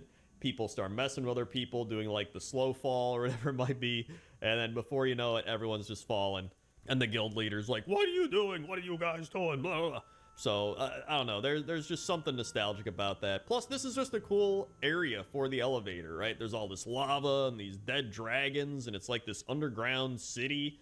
It's honestly really cool. I love this raid. Like, Cataclysm, for as much as I'll bash it, it's got some cool stuff in it, right? I think that's how it is with a lot of these expansions. Even if I didn't have fun in that expansion, a lot of the art and the music and the raids, like a whole bunch of stuff, is just really cool. And so that's another reason I love doing these pointless top 10s, is to go back to those places where I'm like, man, that place sucked. And then I look around, I'm like, yo, this place is actually pretty sick, especially now that I don't have to do it. And so that's why it's number 2. 1. And number 1 is the Great Lift in the Thousand Needles, and specifically Classic WoW, because new Thousand Needles, it's not the same, man. Like, old Thousand Needles, going onto that lift, dropping down into this big, almost like Looney Tunes-esque area, like the Salt Flats. You know, you had Shimmering Flats over there. You had all these crazy animals running around, and Centaur. Like, it was just a wild experience. And you look up and you're just surrounded by all these big rocky needles, and everything was set up by the Great Lift. You know, you go over here and you get on there and you just drop down, and it kind of reminds me of everything I've been talking about with the raids, right? You get on an elevator and you go down into the Serpent Shrine Cavern, or you, like, you know, go down into wherever you're going. And so this is kind of a similar thing where you submerge yourself into this zone and you look up and you're like, damn, this is crazy. And I've always loved that about Thousand Needles and the Great Lift. And, you know, there's a reason it's called the Great Lift. Like, this is one of the greatest lifts in World of Warcraft. And whenever I think of elevators, I think this is the most notorious elevator that I think of. Like, I always think of going here and dropping down in the Thousand Needles, and the amount of people that have fallen off here, or people fighting on here and then jump off or get killed and fall off. It's great. I've always loved it. It's a beautiful area. You know, great sunsets, great sky, and I really do love the Great Lift and Thousand Needles, and I hope that if they do redo the old world, that they bring back the old Thousand Needles that isn't flooded. And then they could give us a brand new Great Lift, the Great Lift 2.0, and that'd be pretty cool. But for now, this is number 1. Hey everyone, thanks for checking out this episode of Pointless Top 10. Make sure to like, comment, subscribe, all that YouTube lingo. Also, if you want to check out some other Pointless Top 10s, we had Pointless Top 10 houses in the middle of nowhere last week. We also had Pointless Top 10 forges the other week. You can check that one out as well. Okay? Okay. See ya. Hello everyone and welcome back to another episode of Pointless Top 10, a show where we make top 10 lists out of pointless things. Where are we flying by this pointless statue in Booty Bay? Because inside pointless things are treasure. Let's begin. 10. Number 10 is this house in the Stone Talon Mountains, and it's about as far northwest as you can go in the Stone Talon Mountains. It's a little bit west and north of Stone Talon Peak, more west than north, and it's just randomly out there in the open. This is a very random place for a house. It's this random troll hut, and there's just nothing else around. There's a cauldron, there's some animals hopping around, there's some trees, and that's really it. It looks like it's an abandoned hut, although the cauldron's still bubbling, so I don't know if they left the cauldron on. It's like leaving your oven on or something. Dude's gonna come back like, I left the cauldron on, not again. But realistically, this is probably where they were going to add some sort of content to the game in Stone Talon Mountains, and then they just never got to it, or it just got abandoned, and they're like, all right, whatever, just leave it there. Now it's just some random troll hut in the middle of nowhere. And I actually never knew this thing existed until this video, and maybe that's how you are too. But now, you know. And that's number 10. 9. Number 9 is a home in the Barrens above the Wailing Caverns, and this actually used to be a quest hub. I don't believe it is anymore, but Fala Sagewind is the person that lives here, and she is a Tauren just chilling up in the mountains above the Wailing Caverns, having a great view. You could look out and see everything from up here. But this used to be the quest for the Glowing Shard, and I believe this was a Horde-only quest, so Alliance people are probably like, and then Horde people are like, dude, I remember that. And fun fact, there's actually a Hunter Sagewind in Thunderbluff, so it is very likely that Fala Sagewind and Hunter Sagewind are related in some way, so that's pretty cool. But overall, this was one of those houses that always stood out to me as one of the houses in the middle of nowhere, because I remember way back in the day trying to find this place, and I was like, where am I supposed to take this? And then you realize, like, wow, you have to like literally climb a mountain, and you get to the top of it, and then there's just some little Tauren house. And you're like, oh wow, and you get a nice view over the entire landscape, and you're like, dude, this is amazing. And that's why I really love that quest, is they made you go up a mountain, and then you're annoyed, you're like, oh, this sucks, this is dumb, why do I have to do this? Then you get to the top, and you just get that scenic view, and you're like, dude, nice. And then someone says a Chuck Norris joke and ruins the immersion because it's 2005. So that's why this is number 9. 8. Number 8 is the Hayward Fishery, and this one's got some interesting lore in it, so let me read you a bit here from Wowpedia. Hayward Fishery was formerly a small single island prior to the Cataclysm. It is now a tiny archipelago off the coast of southwestern Gilneas, which houses an abandoned fishing business that was run by the Hayward brothers, Sebastian, Ron, Trent, Walt, and Tim Hayward. The brothers were trying to repair one of their ships with the help of young Gilnean adventurers so they can escape, while at the same time being attacked by Forsaken castaways. Oddly enough, despite the rest of the Duskhaven area having been sunken by the Cataclysm, the fishery is all and well, having not even been touched. Ironically, the Haywards could have stood a chance at remaining at their home rather than evacuating like the others. So this is one of those weird stories where if they would have just stayed where they were, they would have been fine, you know what I mean? But obviously hindsight's 2020. They go off, and they're probably dead now, but who knows? There's also a theory that Deathstalker Hayward is related to them, and he's a Forsaken Deathstalker located in New Agamond in the Howling Fjord. But overall, as an abandoned house, this place is also pretty cool, right? There's a bunch of fishing gear all over. There's fishing lures, fishing poles, fishing boats. It just has a cool aesthetic to it, and you know how much I love fishing, so that also played into it, but I just think this is a cool place. It's got a cool history, and that's why it's number 8. 7. Number 7 is Newman's Landing. I actually stumbled across this place when I was doing my level 1 hardcore run across the world challenge, which I'll put a link to up above, but it's a small area found on the western coast of Dunmorrow, just west of Coldridge Valley. It holds a dilapidated human building and a dock. At the building, there is alcohol, several boxes of grains, some bone piles, and a sign that says Newman's Landing. In patch 3.02, the goblin named High Admiral Shelley Jorick was added to the dock, along with 2 Booty Bay bruisers, but they were removed in Legion. Now, there's actually a lot of weird theories behind Newman's Landing, so there's a few weird things happening. One is trying to fish at Newman's Landing used to give the air, there are no fish here, but after patch 3.09, it is possible to fish there. Originally, dying in Newman's Landing, or just north of it, would have the players reappear in Menethil Harbor.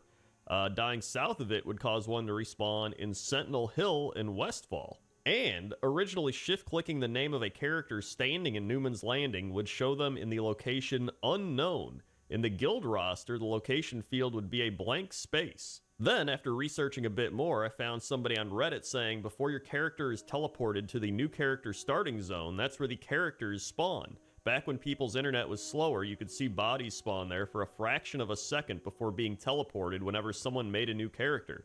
Thus, it was New Man's Landing, because it's somewhere where new men were spawning. But then someone else was like, no, that's a rumor. Here's a quote from Sam Lantinga, who was a original game engineer on World of Warcraft, and they said, I think that might have been the 0 point on that continent. We had a bug where if a player died when crossing a zone boundary between physical servers, that they would be loaded with a 0 position.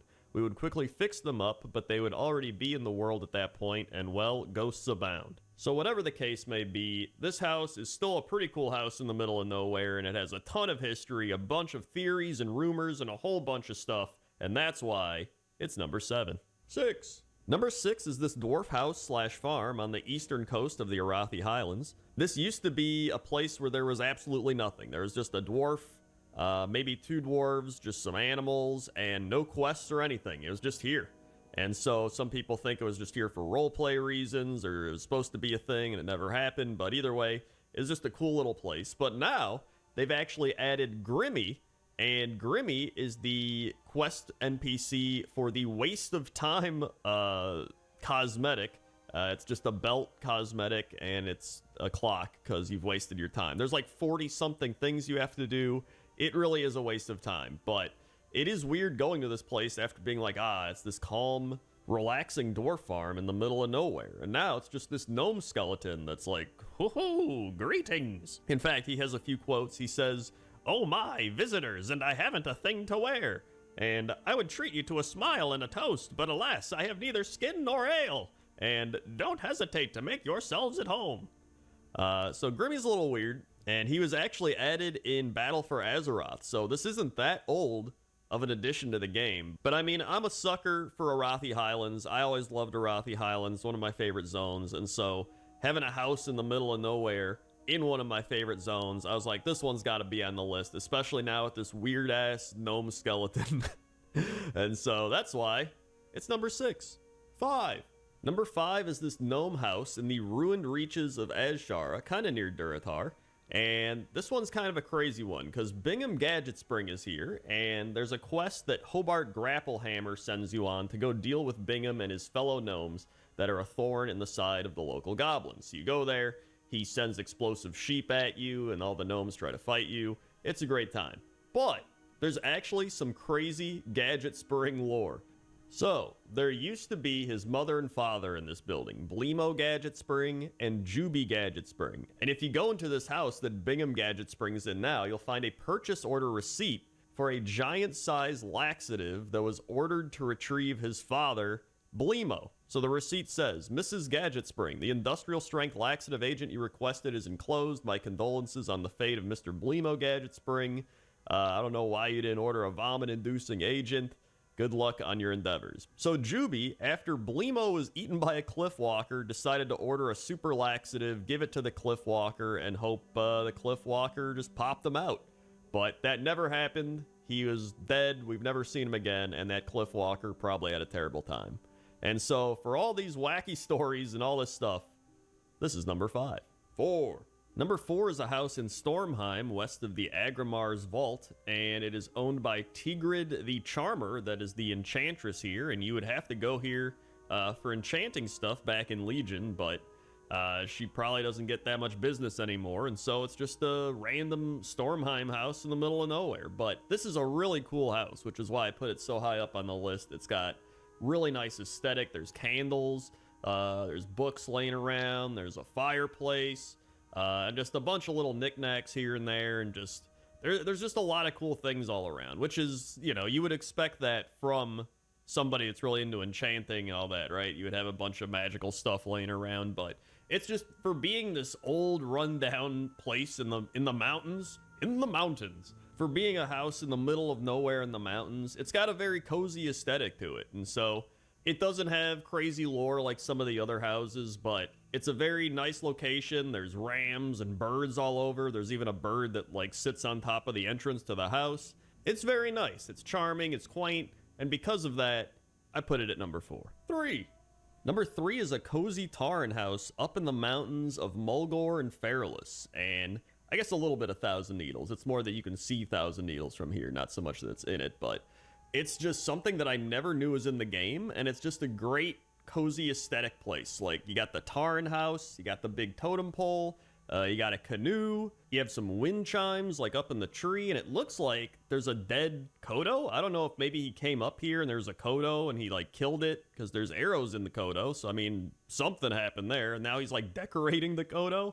Like, I have no idea, but this dude was determined, right? This guy was like, I'm gonna go up here and I'm gonna make my getaway house to escape from reality, go up into the mountains. He's probably gonna smoke that Tauren weed that they make you smoke as part of that quest chain to get heritage armor. Just look out over the landscape and be like, man, life's good. And now we have no idea who lives here or where this Tauren is or anything. It's just a random abandoned house up in the mountains, but it's fantastic. I love this place. I'm glad I found it because I never knew it existed. And it's one of those places that has no lore, and yet so much lore. Damn. That's why it's number 3. Number 2 are the houses in the Caverns of Time, and ever since I saw these houses in this path years ago, I knew I wanted to do something with them, right? I was like, these are just so cool, and they can be glanced over pretty easily because you're walking through the tunnels to get to the Caverns of Time. You're just like, there's some stuff all around, whatever, but I think it's so cool that you see these different types of houses just merged into the wall, or houses that you can actually walk into, and it's almost like you're going through this different time dimension. Like you're walking through a portal into a different time. And then you look up into the sky and you see another house, but with like floating rocks and stars in the background. It's just, it really makes you feel like you're walking through time. And that's what I enjoy most about these houses. Like, they may not be, they may not be the coolest houses, they may not be the most aesthetic houses, but it's a variety of houses just scattered throughout the Caverns of Time entrance and making you feel like you really are walking through time. And for those reasons, I decided to put them at number 2. And number 1 are the underwater gnome houses in Tanaris. And these actually have a crazy history where they were in the game way back in Alpha, and then they were moved down along the coast for the Encourage opening quest. And then after that, they kind of were just useless, and they were just sitting under the water after Cataclysm. And then as of Legion, they made these a part of the engineering quest chain. So they've changed what they are throughout history, but I think these really represent why it's so much fun to find random stuff out in the middle of nowhere, right? Like these random houses, and it's because, they've had their purposes changed over time. But the main thing is people find these and they think they found some sort of hidden treasure. And in a way they have. And I think it's really cool to explore a world, and then when you find something that you think nobody else has found, or even if you find something someone else has found, but you can figure out a different meaning for it, or something about it, it really just adds to the history and the fun and the richness of the world. That may sound like a bunch of fluff words, but I think you understand what I'm saying. And so that's why these are number 1. Hey everybody, thanks for watching this episode of Pointless Top 10. Make sure to like, comment, and subscribe. If you want some more Pointless Top 10s, you can check out last week's, which was Pointless Top 10 Turtles, and before that we had Pointless Top 10 Dungeon Entrances, so go check those out. Okay? Okay. See ya!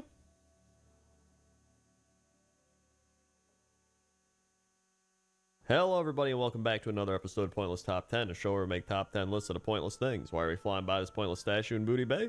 Because inside pointless things are treasure.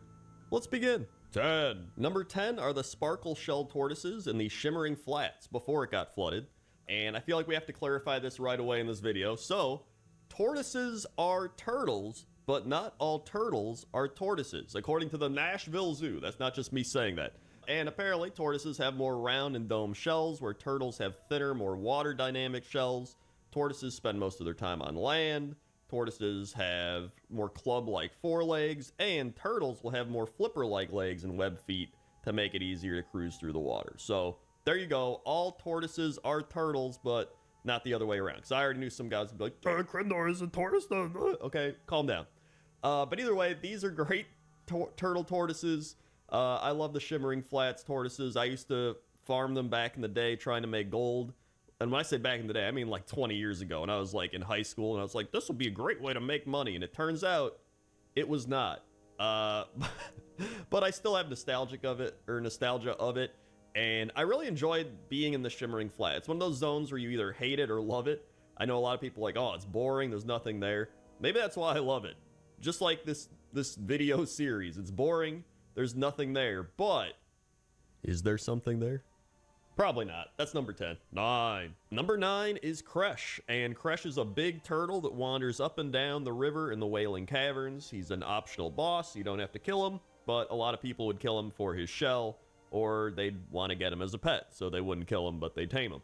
I always thought Kresh was really cool. I always remember coming into the Wailing Caverns and being like, oh, we got to kill Kresh. I got to get the shield or whatever. But I always wondered, like, why is he here, right? Well, I was like, oh, he's just a turtle in the Wailing Caverns, but like, what made him go crazy? And then I read this on Wowpedia, and it kind of blew my mind. So it says, this giant turtle wanders the underground caves, his resilient mind unaffected by Gnarlex's relentless nightmares. Don't be fooled by his happy disposition. Kresh has thwarted many adventurers who long steal his massive shell.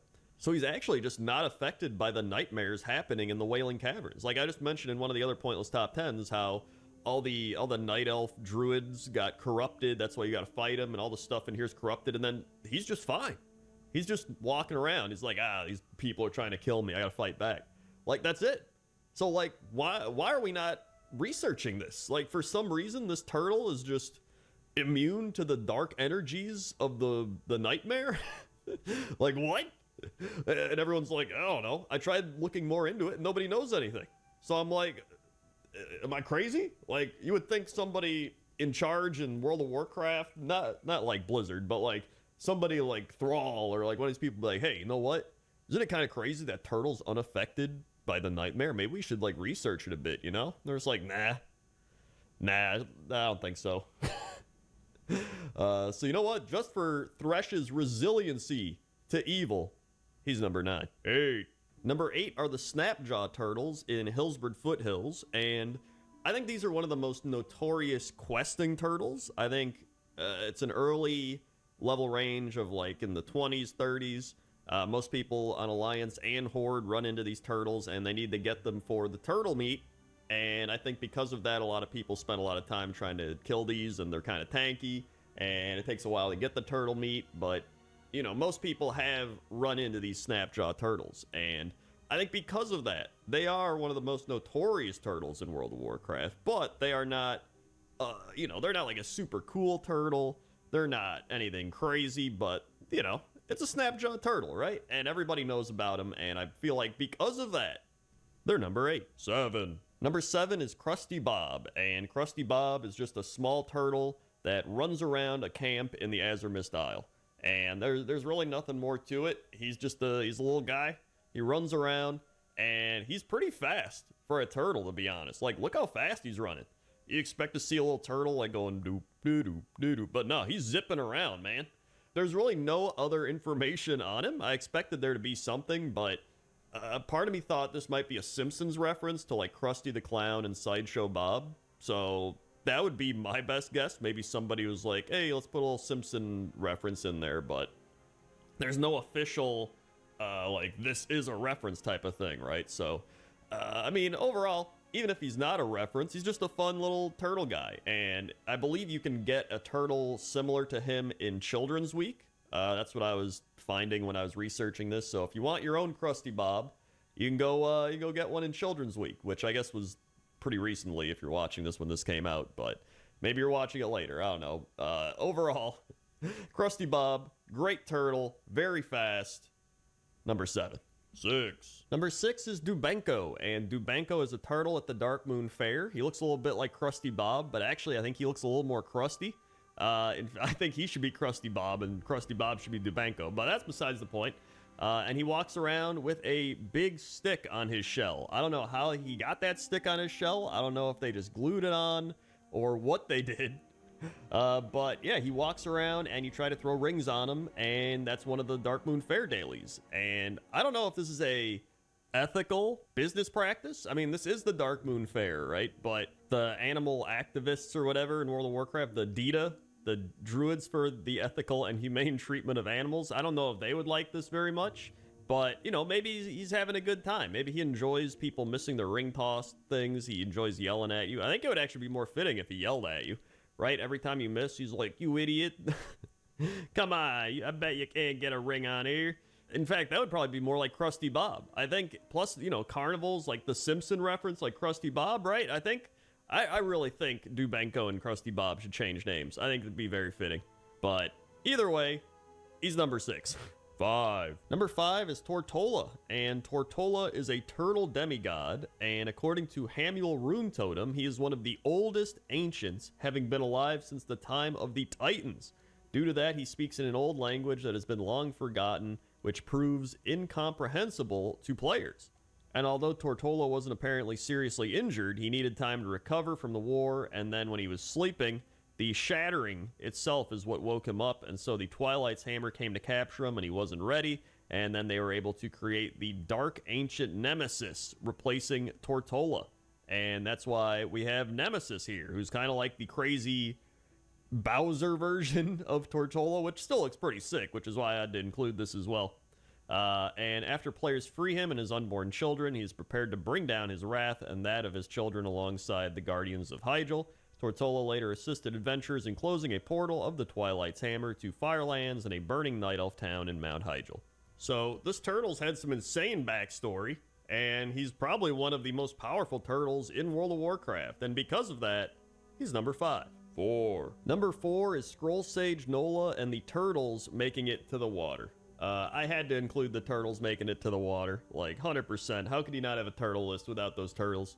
And Scroll Sage Nola is the one who says the quote. This is her world quest, and she is a Tortolan located in Eventide Delta in Stormsong Valley and Little Tortola in Dazara Lore, as well as various other areas of Kulturas and Zandalar. But this is one of the most famous and well-known quests in World of Warcraft. It just became a meme. It actually has still been my sub sound over on Twitch. And it's just, a turtle made it to the water. And then you help the turtles make it to the water as the crazy seagulls or birds or whatever try to dive bomb them and pick them up and eat them or something. So, it's always a good feeling when you knock a few birds down and the turtles make it to the water. And because of how popular this quest is and how popular this has become in just World of Warcraft lore in general, I had to put it on the list. So, number 4 has made it to the pointless top 10 list. Sorry, I don't know what I was thinking. That's number 4. 3. Number 3 is Tortos, and Tortos is the 4th boss encounter in the Throne of Thunder, and he's within the caverns, as you can see. And according to Wowpedia, over the millennia, small amounts of Mogu flesh-shaping magic seeped into the caverns below the Thunder King's citadel. The dark energies warped one of the chamber's native dragon turtles, melding it into the surrounding crystalline walls. Known as Tortos, this amalgamation of flesh and stone has since feasted on the cave's rich mineral deposits and grown to a colossal size. So I mean, just knowing that alone, like this is just some random dragon turtle that happened to have these crazy, like X-Men type radiation situations occur, and now he's just this giant turtle boss living under the caverns, or in the caverns below the Thunder King Citadel. Like, I think that's just awesome. Like, to me, this is one of the most underrated turtles in World of Warcraft. Like, this dude he's awesome. I think these are some of my favorite design characters or bosses in World of Warcraft. You know, you have all these different backstories and all this stuff, and this is just like, yeah, this turtle had some crazy shit happen, and now he's a giant turtle in the wall. And so I had to put him on the list, and I was like, I gotta put him high up on the list. He's too cool for this. So he's number 3. 2. Number 2 is Lonely Guju, and Lonely Guju is a ghostly flying turtle found on the northeastern shores of the Kunlai Summit, and he responds to various emotes such as /love, /hug, /wave, etc. And Lonely Guju is actually a reference to Lonesome George, who was a 100-year-old tortoise that was one of the rarest creatures in the world and served as an important symbol for the conservation efforts in the Galapagos Islands and throughout the world. So first off, a flying ghost turtle is pretty cool, so that alone made me want to put this on the list. But then, reading about the references to Lonesome George and how it's just, you know, it's sad. He was one of the last rare creatures of his kind, and then he died in 2012, and they made this reference to him, and then you can wave to him, and he follows you around. And then he just dies. Like, he's already a ghost, then he dies again. It's even more sad. And so this had to go way up on the list. And I almost put it at number 1, but I was like, you know what? Number 2 is good for him. It rhymes. Lonely Guju at number 2.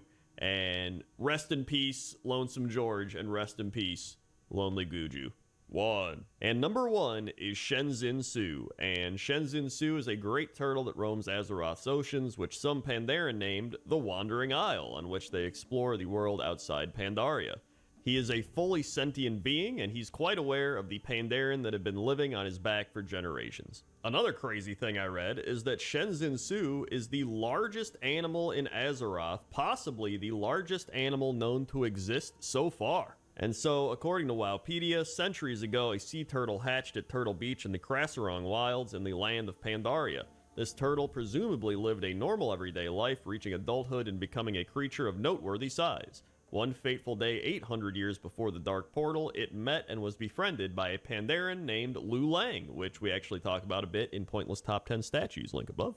And if you look at the pet journal entry of the Emerald Turtle, it says, "It is difficult to believe that Shenzin Su began life as a tiny emerald turtle." While the Wanderer's Festival hatchling says, legend has it that the Sea Dragon Turtle, just like this one, grew up and became Shenzin Su. So we already had that Cavern Turtle that was just a normal turtle and grew up into this crazy cavern boss. And now we have Shenzin Su, who was also just some small normal turtle and then became an entire island that people live on. Like, it's crazy. And so because of that, he's one of the biggest, if not the biggest, animal in all of Azeroth. He's easily the biggest turtle, and he's just a really cool looking turtle overall, and that's why he's number 1. Hey everybody, thanks for watching this episode of Pointless Top 10. Make sure to like, comment, subscribe, all that good YouTube lingo. Also, if you want to check out some other Pointless Top 10s and you need more of them, Pointless Top 10 Forges just happened. You could check that one out right there. Or, if you'd rather check out Pointless Top 10 Dungeon Entrances, you could check that one out right there. Okay? Okay. See ya. Hello everybody and welcome back to another episode of Pointless Top 10, a show where we make top 10 lists of pointless things. Why are we flying by this pointless statue in Booty Bay? Because inside pointless things are treasure. Let's begin. 10. Number 10 is the forge at the blacksmith at the Arathi Basin, and I think before we even get into all this, we need to define what is a forge, because when I was doing this list, I was looking at some furnaces, and I was like, well, is a furnace really a forge? And it's not.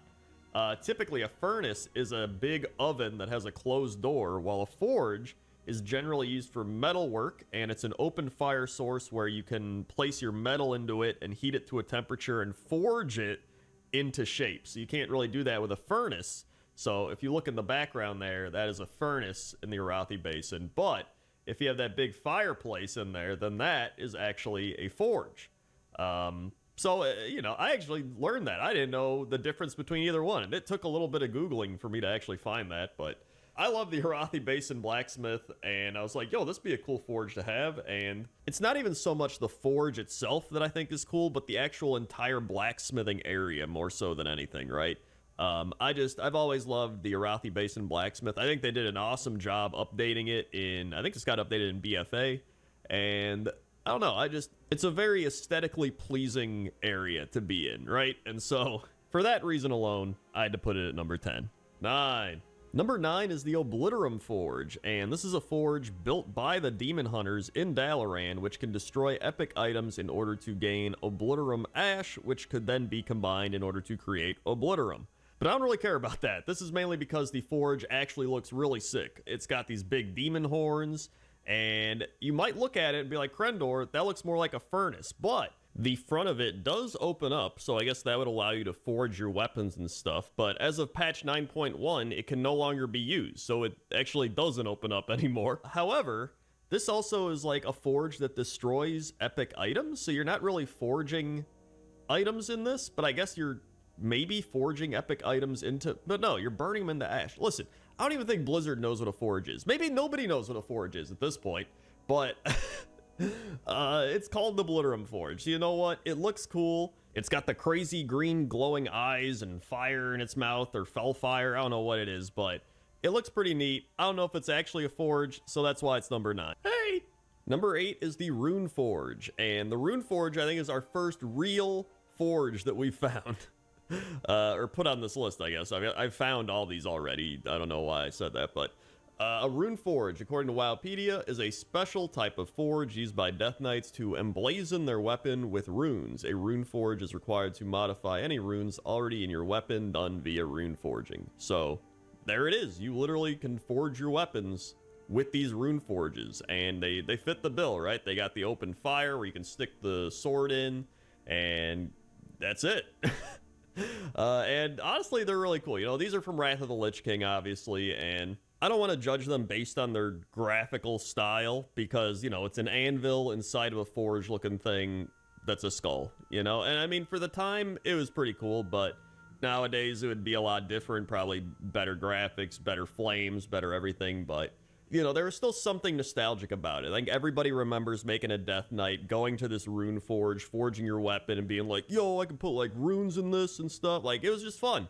I think when you think of forges in World of Warcraft, this is definitely one of the forges that stands out, right? I mean, they have rune forging in Hearthstone, rune forges in Naxxramas, there's updated rune forges. Like, this was a staple of forging in World of Warcraft, and that's why it's number 8. 7. Number 7 is the Forge in Orgrimmar, and this one's actually really cool and unique because the Forge is not a flame you put the fire into, it's just the lava surrounding the entire room. So if you want to forge some weapon, you just dip it into the lava around the room, and it's really cool because then they got the water right there, right? So you put it in the fire and then put it in the water, and it's like psh, like they do in all the shows and movies or whatever it might be, but or real life, I guess, when they're forging stuff, but I just love this one because it's unique. Because whenever you think of a forge, you think of, like we just saw, the Rune Forge, like a container with a flame inside, and you put the sword or whatever it is into that flame,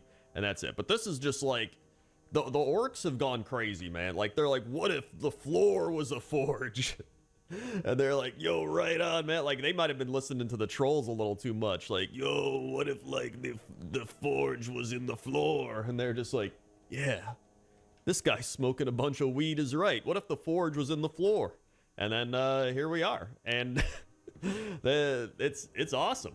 So I really wanted to put this one on the list because of how unique it is. But I also wanted to use this moment to give a shout out to the Stormwind Forge, which was the old Orgrimmar Forge, and just the forge of cities, right? Anywhere you went that needed a forge, this was the forge that was there. Just this little tiny classic WoW forge, and I was going to put this on the list, but something cooler showed up, and I was like, well, I got to put this on, so I wanted to give it an honorable mention anyway. Actually, there's multiple forges here. There's this other old forge as well, so I guess shout out to the old school forges for being basic but necessary. And I figured this would be a good spot to put them in since they're part of like a city and it's Orgrimmar, Stormwind, you get it. So that's why these are number 7. 6. Number 6 are the Soulsteel Forges. And I know what you're thinking. Shadowlands, the Maw. Somebody's getting post-traumatic stress just from looking at these, but that's besides the point. We're looking at the art, the aesthetic of this forge, and it's awesome. I think if rune forges were designed today, they would look a lot like this, right? Like, they have the rune forges on the side, they have like swords for teeth. Like, come on, they got the glowing eyes, the flame is gigantic in there. Like, these are really cool forges. You know, these are the forges you'd go to do the daily ingot loot quest. So that's right. But you know what? Going back to the Maw when you don't have to do anything is a lot more fun. Let me just say that. All right. And you can kind of just appreciate more of the stuff there for its artistic quality. And this is one of the things that I was like, yo, like back when I had to do these dailies and then I stopped doing them because I didn't want to do them anymore, this place sucked. But when you just go there to appreciate what somebody designed and put into the game and you don't have to really do anything with it, it's fantastic. And so for that reason alone, these Soul Steel forges are number 6. 5. Number 5 is the Forge of Souls. And I knew I had to put the Forge of Souls on the list because this is an actual dungeon that is a forge. So I was like, well, this is going on the list because not only that, but it's also pretty cool looking. I mean, like for the time of Wrath of the Lich King, it almost looks like it could be out of Shadowlands. You know what I mean? Because that's how good this place looks.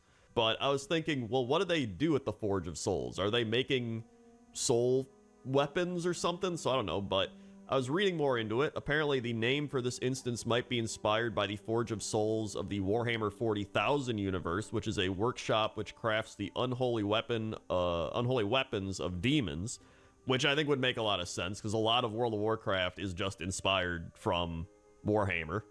In fact, a lot of Blizzard products are just inspired from Warhammer. And according to Wowpedia, the Forge of Souls is a massive production facility that contains soul grinders. And I was like, okay, well, are these soul grinders grinding up souls and then making these soul weapons or something? But all the lore that I read doesn't really talk about what it does. But in Shadowlands, it would be revealed that the Forge of Souls' true purpose was to extract the world soul of Azeroth through Icecrown and Torghast into the sepulture of the First Ones, where the Zolval, the jailer, intended to use it for the power, the machine of origination to rewrite reality.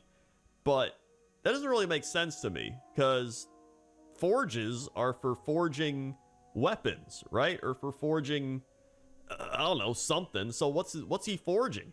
Is he forging the world soul? I don't even know if you can forge a world soul. Well, it doesn't matter. I'm just gonna say that Arthas made this place to forge some cool undead weapons for his army from souls. That sounds cool. I think the dungeon's cool. This forge is awesome. It's number 5. 4! Number 4 is the Colossal Forge, and this is actually the forge that I forgot about and that I had to replace something on the list with because I thought it was so cool. So I was trying to complete my Traveler's Log. I had to kill 10 more raid bosses. I was like, you know what? Let's just go to Ulduar. So I go to Ulduar, and I was like, dude, the Colossal Forge. How could I forget about this place? Like, it is this massive, some might even say, Colossal Forge. And Ignis, the Furnace Master, is guarding it. And he is a giant fire construct that was created by Loken. And after his defeat in Ulduar, the Titan Keepers brought him back, and he is now working again in Ulduar's furnace. But the main point here is that this forge is awesome, right? It's just giant fire going on in the background. There's these big snake golden, I don't know if they're snakes or eagles or something. They're an animal head, and it's got the molten lava just pouring out. And, you know, Ignis himself, like, has a built-in forge. He's got, like, a cup of lava around him, so he can just, like, forge on the go. Like, this guy is awesome. And I'm glad I stumbled across this forge when I was doing my mount farming / Traveler's Log, because I would have been upset if I would have found this later on and been like, are you kidding me? This is a Colossal Forge I didn't put on the forge list. But then it would have made it into the pointless top 10 things I forgot to put in the pointless top 10s list, which, you know, that'll happen eventually. And that's number 4. 3! And number 3 is the Thunder Forge. And I picked the Thunder Forge here because I love the astral lightning look that it's got going on. So the Thunder Forge is found on the Isle of Thunder, and it was built atop of ancient Titan machinery and powered by the Fist of Ra-Den and the High Keeper's Ward for thousands of years until some other stuff happened. But pretty much, it's a really cool old Titan Forge. I love the look of it. It's got that Pandaria aesthetic, which is also really fun.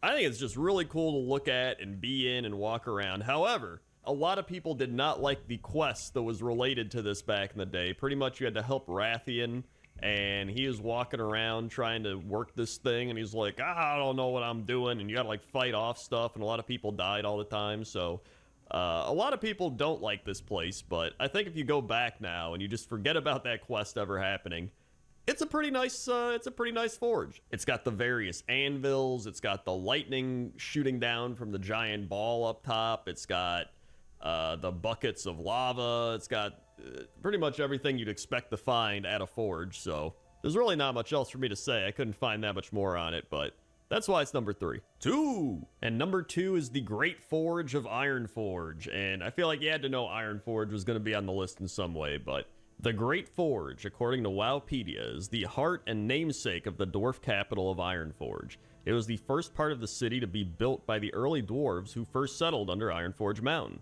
The rest of the city grew around it and consequently named Ironforge in its honor. The Great Forge never shuts down. It's a loud, hot, and cheerful place serving not only as the physical center of the city, but also the central part of city life. Most citizens regularly pass through the forge, while visitors come to admire what is happening there. At the center of the Great Forge is the Great Anvil, where most of the best dwarven blacksmithing trainers can be found. Ringed around the Great Forge are several foundries pouring molten slag and a great deal of shops and guild offices, including trainers, etc. Another couple cool facts about it is that 2 bells were created here as a token of friendship, and the dwarves sent one to Lordaeron and the other to Stormwind City. It was also here upon the Great Anvil itself that the legendary blade Ashbringer was forged by King Magni Bronzebeard. So I'd say this is a pretty notable and historic place in World of Warcraft, and that would make it one of the most notable and historic forges in World of Warcraft, and that's why it's number 2. 1. And number 1 is the forge in Utgard Keep. Now, we've seen some forges today, right? We've seen a decent amount of forges, but look at this thing. This is like a backfired forge. Like, I don't know how you're supposed to forge your weapons in this thing, but it is going insane. And they're just kind of chilling, like, yay, Forge is just doing its thing. It's just shooting out massive flames, and we're just working by it. You know how it is. And, when you actually do the dungeon, you have to kill them, and then the flames go away. But prior to that, this thing's it's going crazy. Like, this is this is the most insane, intense forge I think I've seen in World of Warcraft. And it's also just a really cool room. It's got the big water troughs. It's got the anvils that have wolf heads on them. It's got the air pumpers. I don't know what they're called, but they're, blowing air into the forge. It's just an awesome forge, and I had to put it at the top, and I was like, you know what? This deserves to be number 1. And that's why it's number 1. Hey everybody, thanks for checking out this episode of Pointless Top 10. Make sure to like, comment, subscribe. Also share it with your friends, your family, your guildmates, your dog, I don't know, or don't. I'm not your boss. Also, we got more Pointless Top 10s you could check out. Dungeon entrances, boars, skeletons, statues. Got a whole bunch of them. I'll put some up on the screen. Okay? Okay. See ya. Hello everybody, and welcome back to another episode of Pointless Top 10, a show where we make top 10 lists of pointless things. Why are we flying by this pointless statue in Booty Bay? Because inside pointless things are treasure. Let's begin. 10. Number 10 is the dungeon entrance for the Throne of Tides and the scrapped Abyssal Maw dungeon. And it's pretty cool because, you're swimming around and you look down and you see this big whirlpool in the ground with all this glowing blue energy or whatever it is kind of radiating from it. And you got the cracks in the ground, and it's just like, you see that and your initial thought is like, dude, can I swim into that? At least that was my initial thought. Some people are probably like, oh, I gotta stay away from that. I might get killed in there. But you're just like, dude, what happens if I swim into there, right? Everybody's gotta have that thought, right? But it is really cool, once you swim into it, it's like a big Mario pipe. It like warps you down and you're like, bloop, bloop, bloop. And then you swirl around and you end up in this big beach room. And it's actually pretty sick, some really cool rocks and plants and stuff in there. And you got some waterfalls happening, really cool pillars. They almost look like mushrooms, but I don't think they're mushrooms. They're like coral. I guess that would actually make a lot more sense. It's coral, not under... You know what? Underwater mushrooms are essentially just, coral, right? Scientists out there? Anyway, it's nice to go and give Vajir some credit, because there is a lot of cool art and a lot of cool stuff in this zone. And, it gets a lot of hate, from myself included, right? Because I've always been like, I hate Vajir and all that stuff, but it's got some cool stuff. And that's why I wanted to put this dungeon entrance at number 10. 9. Number 9 is the Vault of the Wardens. And if you don't know, the Vault of the Wardens was the max security facility to hold all the great threats to the world, including Illidan Stormrage's body, his demon hunters, and a bunch of other stuff. So, pretty notable place. And one of the coolest things about this place is the door. The door has a bunch of runes that light up, and these things start spinning around. It's just really cool. And I'm not gonna lie, the door is the main reason I actually put this on the list. I love the way this door opens. And I had to learn more about the door, to be honest. So the door to the Vault of the Wardens is actually opened by the Darnassian phrase Anu Doranai Tala, which translates to "let my will be known." Did I say it right? Probably not, but I never say anything right, so. But aside from that, it's this big cave area. It's very gloomy and rainy, and it's kind of just hidden away, which I think is really cool. And there's all these owls everywhere. It's a bunch of owl art. I still don't know why the wardens use owls. I tried to find something about it, and the only thing I found was a note that said wardens use owls. And I was like, well, yeah, obviously, but I don't know. I guess because it's like they're sneaky or stealthy. I don't know. Are owls stealthy? I guess they are. Yo, so I actually looked up some owl facts because I was like, all right, let's see if owls are actually stealthy. And it turns out they are very stealthy. So it says the nocturnal hunters have feathers that absorb aerodynamic sound and suppress the vibrations that occur when a bird beats its wings. During flight, an owl's feathers extract mechanical energy and convert it into heat. The result is perfect silence as it approaches a mouse, vole, or other prey. Yo, that shit's crazy. What? Anyway, that's number 9. Hey. And number 8 is the Wakecrest Manor dungeon entrance. And I think this place does a really good job kind of encapsulating the feeling of what you're going to experience when you go into this dungeon. You know what I mean? Like, when you walk here, you go, oh man, we're going into this crazy evil haunted house, right? Like, that's the vibe you get. And I think it does a really good job doing that. And that's what a dungeon entrance should do, right? It should set up the dungeon. And so when you get here, you've got the gate, which is all like, these scrolls and the lanternfish and these like hanging kind of, I don't know, like magical things. And then you got the demon energy shooting out of the ground or whatever it is. And you got the barren trees with the, kind of branching out. You would imagine a haunted house would have. And you got the pathway leading all the way up to the house and the door. It's a really cool vibe. And I think it does what it's supposed to do really well. To me, it's not even about if the dungeon is good or not. Because I'm sure some people will be like, you pick this one, it's not even a good dungeon. Which I think Wakecrest Manor is okay, but still. It's more about the setup. It's like, is this dungeon entrance setting up the dungeon in a way that kind of makes me want to go in there, right? Does it make me go, ooh, I want to step foot in that place and see what this is all about? And I think it does that pretty well. And so that's why it's number 8. 7. Number 7 is the Maradon entrance. And I picked this one because it's one of those dungeon entrances where I never really paid attention to it or really acknowledged it that much. I'd always just run up to the door and click it and run in. And now kind of taking a step back and looking at it, I'm like, what is that thing? Like, why is this the Maradon entrance? You know what I mean? Like, I figured it'd be a big centaur or something with all the centaur around here. And from looking it up, it appears it's an old troll god. And that's all I could find about it. There's like there's like nothing else. So if anybody knows, comment in the comment section down below. Because somebody said, oh, it's in the quest lore, but I couldn't find like any quest lore. So I'm like, I have no idea. But apparently it is an old troll god. And you click the door and you go into this big cave system, and it's got a bunch of crystals and water and kind of cool statues and artifacts in there. It's actually a pretty awesome kind of dungeon entrance area that really builds up the lore. And I'm not gonna lie, back in the day, I didn't really care about any of this. I was just like, let me get through. But now kind of looking back on it, I'm like, yo, this is actually pretty cool. You know what I mean? And so I was looking up more lore, and it says, following the Horde's rise to power, Theradros worried that her centaur children might be driven to extinction. She infused them with her power and drove them to claim new territories outside of Desolus.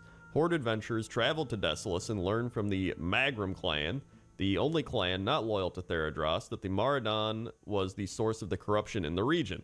The Horde's champions helped the Magrum suppress the other clans in Desolus before traveling into the depths of the burial ground and defeating every creature inside of it, including Theradros. This ended the spreading corruption in the region and eased the Centaur's violent bloodlust. This also freed Zaytar's captive spirit, but he chose to remain in Maradon. pretty cool lore. I always just was like, oh man, this dungeon's long and boring, and it's in the place where we have to grind centaur rep. You know what I mean? But then when you actually don't care about doing any of that and you sit back and look at it from a different viewpoint, you're like, yo, this is pretty cool. And that's what this series is all about. And that's why this is number 7. 6. And number 6 is the Wailing Caverns dungeon entrance. And I had to put this on the list. One of the reasons is because whenever I think of the Wailing Caverns, I think of the dungeon entrance more than I think of the actual dungeon. And this really is one of those places with that. And I mean, it's just really cool. There's this big skull, like animal-like skull. I don't know if it's like a snake or a something. I don't know what it is, but I remember back in Classic WoW, you had to go up into the eyeball, and that's where you could get some like leatherworking pattern and some other stuff, and there's quests there, but that was pretty cool because you had to like walk around and fall down and go in there. And then you would go in, and there's like all these little quests you could do. There's like some stealthy goblin guy, and you had to kill raptors and stuff, and then it was just a big cavern, right? And then much like all the other things I mentioned, where it builds up the ambience for the actual dungeon, it really did that well. Like, you do all these things, and then you go into the actual Wailing Cavern, and you're like, woo, this is cool. And then you spend 10 years in there, and you come out, and you're like, I never want to go in there again. I thought about doing some lore for the Wailing Caverns, but like, dude, this episode is going to be like 30 minutes long if we do that. You know what? I'll give you a little synopsis. So there's Gnarlex. He goes into the caverns. He's like, this place is pretty cool. I need to meditate here, connect to the Emerald Dream. He tries to do it, but he connects to the Emerald Nightmare instead. And then all his friends go crazy. All the wildlife in the waters go insane and become corrupted. And then you have to fight them all. That's pretty much it. Which is still pretty cool. I always wondered why we had to fight the Druids of the Fang or whatever. I'm like, how'd they get here? That's like the substitute teacher version of the Wailing Caverns history. It's like you're back in class. Ricky, put that down. All right, your parents might let you do that at home, but you're not doing it in my classroom. All right. 5. Number 5 is the Storm Stout Brewery entrance, and I picked this one because I always see this building when I fly over the Valley of the Four Winds, and it's like impossible to miss, right? It feels like one of the biggest landmarks there. And it in itself is a dungeon entrance, right? Like, this building is all a dungeon entrance into the actual brewery. And when you go into the dungeon, it has some of the best lore. Like we just talked about, old gods and druids and the Emerald Dream and the Nightmare and all this stuff. And then this is just like, hey, Vermin and Hosen have overrun the brewery and they're destroying the beer and we gotta save it. So can you like go save it? And you're like, yeah, I guess. And so that's pretty much it. But the Storm Stout Brewery has all those things I was talking about previously, right? Where it's like you walk up to the dungeon entrance and it feels like you're already a part of the dungeon by being there. You know what I mean? It has all the barrels and it has the hops and it has all these pandas kind of working and trying to, you know, make beer and can't wait to go drink it later. And, you know, you feel like, you know what? I got to help these pandas get drunk. You know what I mean? Because if I don't do it, their beer is ruined. And so this unbelievable lore paired up with this big landmark building and a lot of really cool aesthetics like the water mill and all that stuff make me put this at number 5. 4. Number 4 is the Dead Mines dungeon entrance. And I think a lot of people probably put Dead Mines at number 1 on their dungeon entrance because I'm sure there's a lot of nostalgia involved. And, you know, back in the day, this might have been the first dungeon you ever did, you know? I played Horde, so I don't have as much nostalgia with it, but I do have a pretty big appreciation for it because I think it does a really good job of setting up the dungeon, right? You just walk into this town and you are like, oh, it's just some town, right? But then you go into a building and you're like, oh, okay, so this leads somewhere, and it's almost like a secret passage, you know what I mean? And then before you know it, you're going down into these tunnels and into more tunnels, and then it goes down into these caves, and then there's like, oh, the actual dungeon entrance. Then you keep going down, right? And it really is the Dead Mines, right? You keep going deeper and deeper. And so I think it does a really good job setting that up. And it all starts from wandering into some building. Like back in the day, you have to think about that. Like now we see the building, we're like, oh, it's the Dead Mines town entrance, right? But back then, you didn't know anything. You know, you're just some random new player to World of Warcraft. And you're like, oh, here's a town. And you just stumble in here and you're like, dude, what is this? Where am I going? And before you know it, you're like, this is crazy, you know? And it creates that big sense of adventure. And it makes you want to go to the Dead Mines because you're like, dude, I stumbled across this building and I wandered down here and now there's this dungeon entrance and like, you know, I gotta go here. You know what I mean? And luckily enough, if you're a lower level, you can still go there pretty quickly. So it's not even like you have to wait till level 40 or 50 or something, right? And I think that's really cool. And because of that, I wanted to put it higher up on the list because I think it really is one of the first ever dungeon entrances that people really ran into that made them want to go into a dungeon. And that's why it's number 4. 3. Number 3 is the Temple of Sothralis dungeon entrance, and this was actually going to be on the Pointless Top 10 Statues list, which I'll put in the cards up there if you want to click on it. But I was like, you know what? This would actually probably be better as a dungeon entrance. And I was like, why don't I just do dungeon entrances? And that's really what sparked this entire video. So I love this thing. It is a giant snake that keeps getting hit by lightning or electrified, whatever. I don't know what's happening, but it just looks really cool, especially at nighttime or the evening or dusk when all the little blue glowy lights are lit up and then it's just like, bzzz, and everything just gets zapped. It's just, I love it. It's fantastic. And it's really the landmark of the entire zone of Vol'dun. Fun little fact here, the snake symbol in the Temple of Sothralis and the Ouroboreal sash are inspired by the real-life Ouroboros symbol depicting a snake or dragon eating its own tail as a representation of the cycle of life and death. So, there you go. But overall, I just like the fact that it's a really big snake that keeps getting zapped by lightning. I think it's sick, and that's why it's number 3. 2. Number 2 are the Caverns of Time dungeon entrances, and there's a lot of dungeon entrances in the Caverns of Time, but I really like what they do because it ties into what I've been talking about this entire video, right? Where it kind of gives you a glimpse of what you're about to experience when you go into the dungeon. And it has to, because otherwise you're like, which dungeon is which, right? Unless you look at the map, which you can, but it's much more interactive and fun if you see it for yourself by walking up to it and being like, oh, I guess this is this place because it has things from that dungeon on the outside of it, right? And apparently all the things that are here are, this is according to Wowpedia again, the caverns are littered with artifacts and buildings such as statues, weapons, the half-buried bones of a gargantuan beast, a guard tower from Lordaeron, a dwarven domed building, a temple from Stormwind, dour orcish chieftain quarters, a stranded ship, armor from the reign of the first king of Stormguard, and the statue of an elven cleric. Apparently, Nosdormu spent years gathering and cataloging this mismatched collection of antiques. Which, when you hear that, you're like, oh, Nosdormu was collecting stuff. But in my mind, I pictured Nosdormu going into like an antique shop being like, ooh, this would fit very well in my cavern. But overall, I put this at number 2 because not only is it numerous dungeons that are kind of tied into this one area, but I always just really enjoyed the zone. Well, it's not even a zone, but I enjoyed this area. It just always made me feel like almost like a homey feel, like a very comforting feel. And I don't know why, because it's not like a comforting place, but I've always just really enjoyed being in the Caverns of Time. You know, even when they did the big WoW anniversary thing, I always enjoyed coming here. And so I put it higher on the list for that reason, but I think it belongs up here. And that's why it's number 2. 1. And number 1 is Zul'Farrak.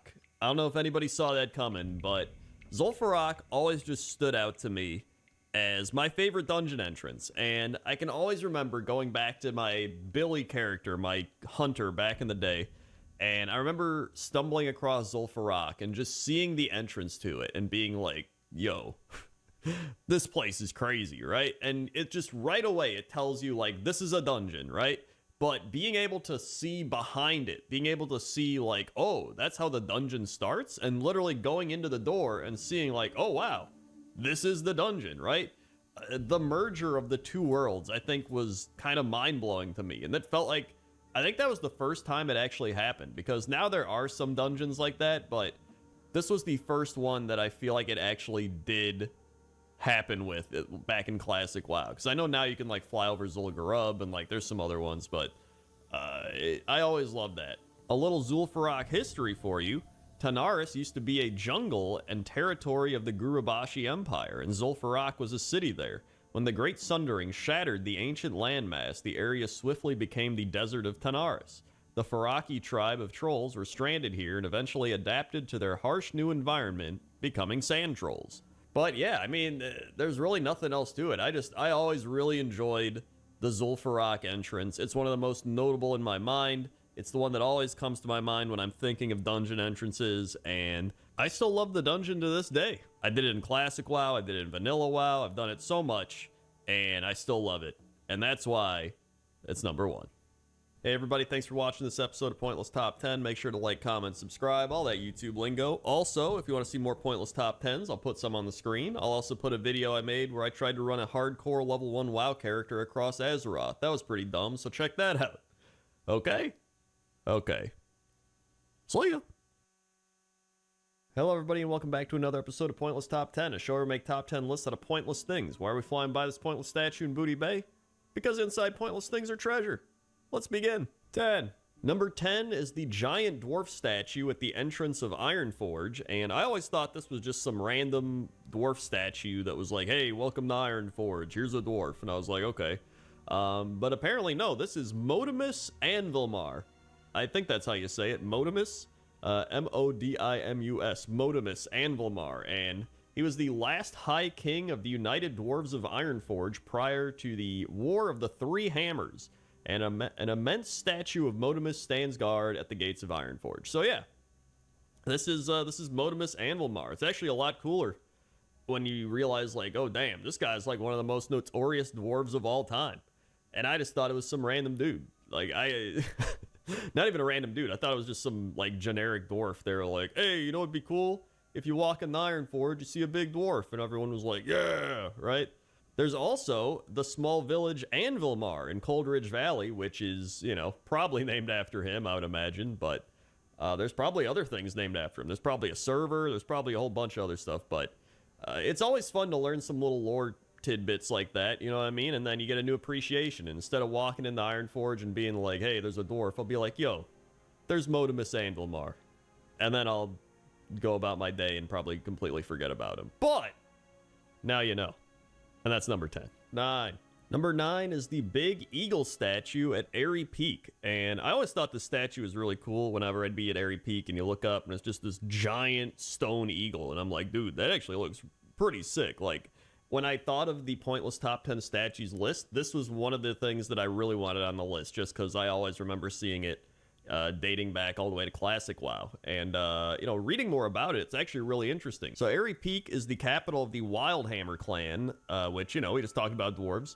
And it's located in the Hinterlands, which originally was going to be named Airy Peaks, but then they changed it to be the Hinterlands, and then Airy Peak became the capital. And so Airy Peak is the home of the Hinterlands Wildhammer dwarves. They broke off from the rest of the Dwarven society after the War of the Three Hammers, and following the defeat of Tharazon, the Wildhammers returned home to Grim Batal.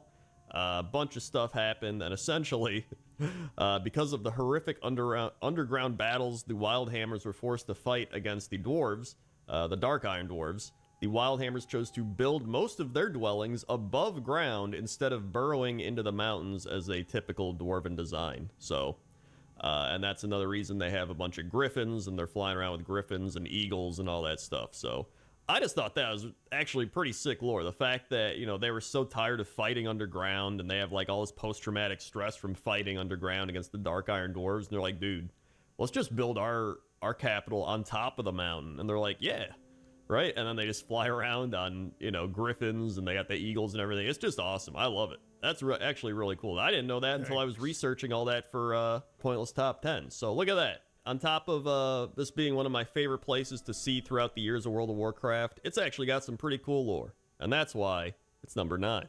Hey! Number 8 is this broken dragon statue in Wintergrasp, and there's really no lore or story behind this statue. I looked for some, but I couldn't really find anything. But it's one of those statues that I see in the game and I feel like is really underappreciated, because I never even really knew about this statue, and somebody mentioned it and I went to look at it and I was like, yo, this is actually a really cool statue, like a big dragon statue. And I feel like people that are in Wintergrasp, you're just kind of, you know, AFKing, fighting at the gates of Wintergrasp, and or fighting for vehicles, doing all this stuff, and you don't take the time to just look up and be like, dude, there's a big ass broken dragon statue over there. You know what I mean? Especially now we're in the current expansion, we're in his dragon flight, so I was like, you know what, this is probably a great time to show off this dragon statue.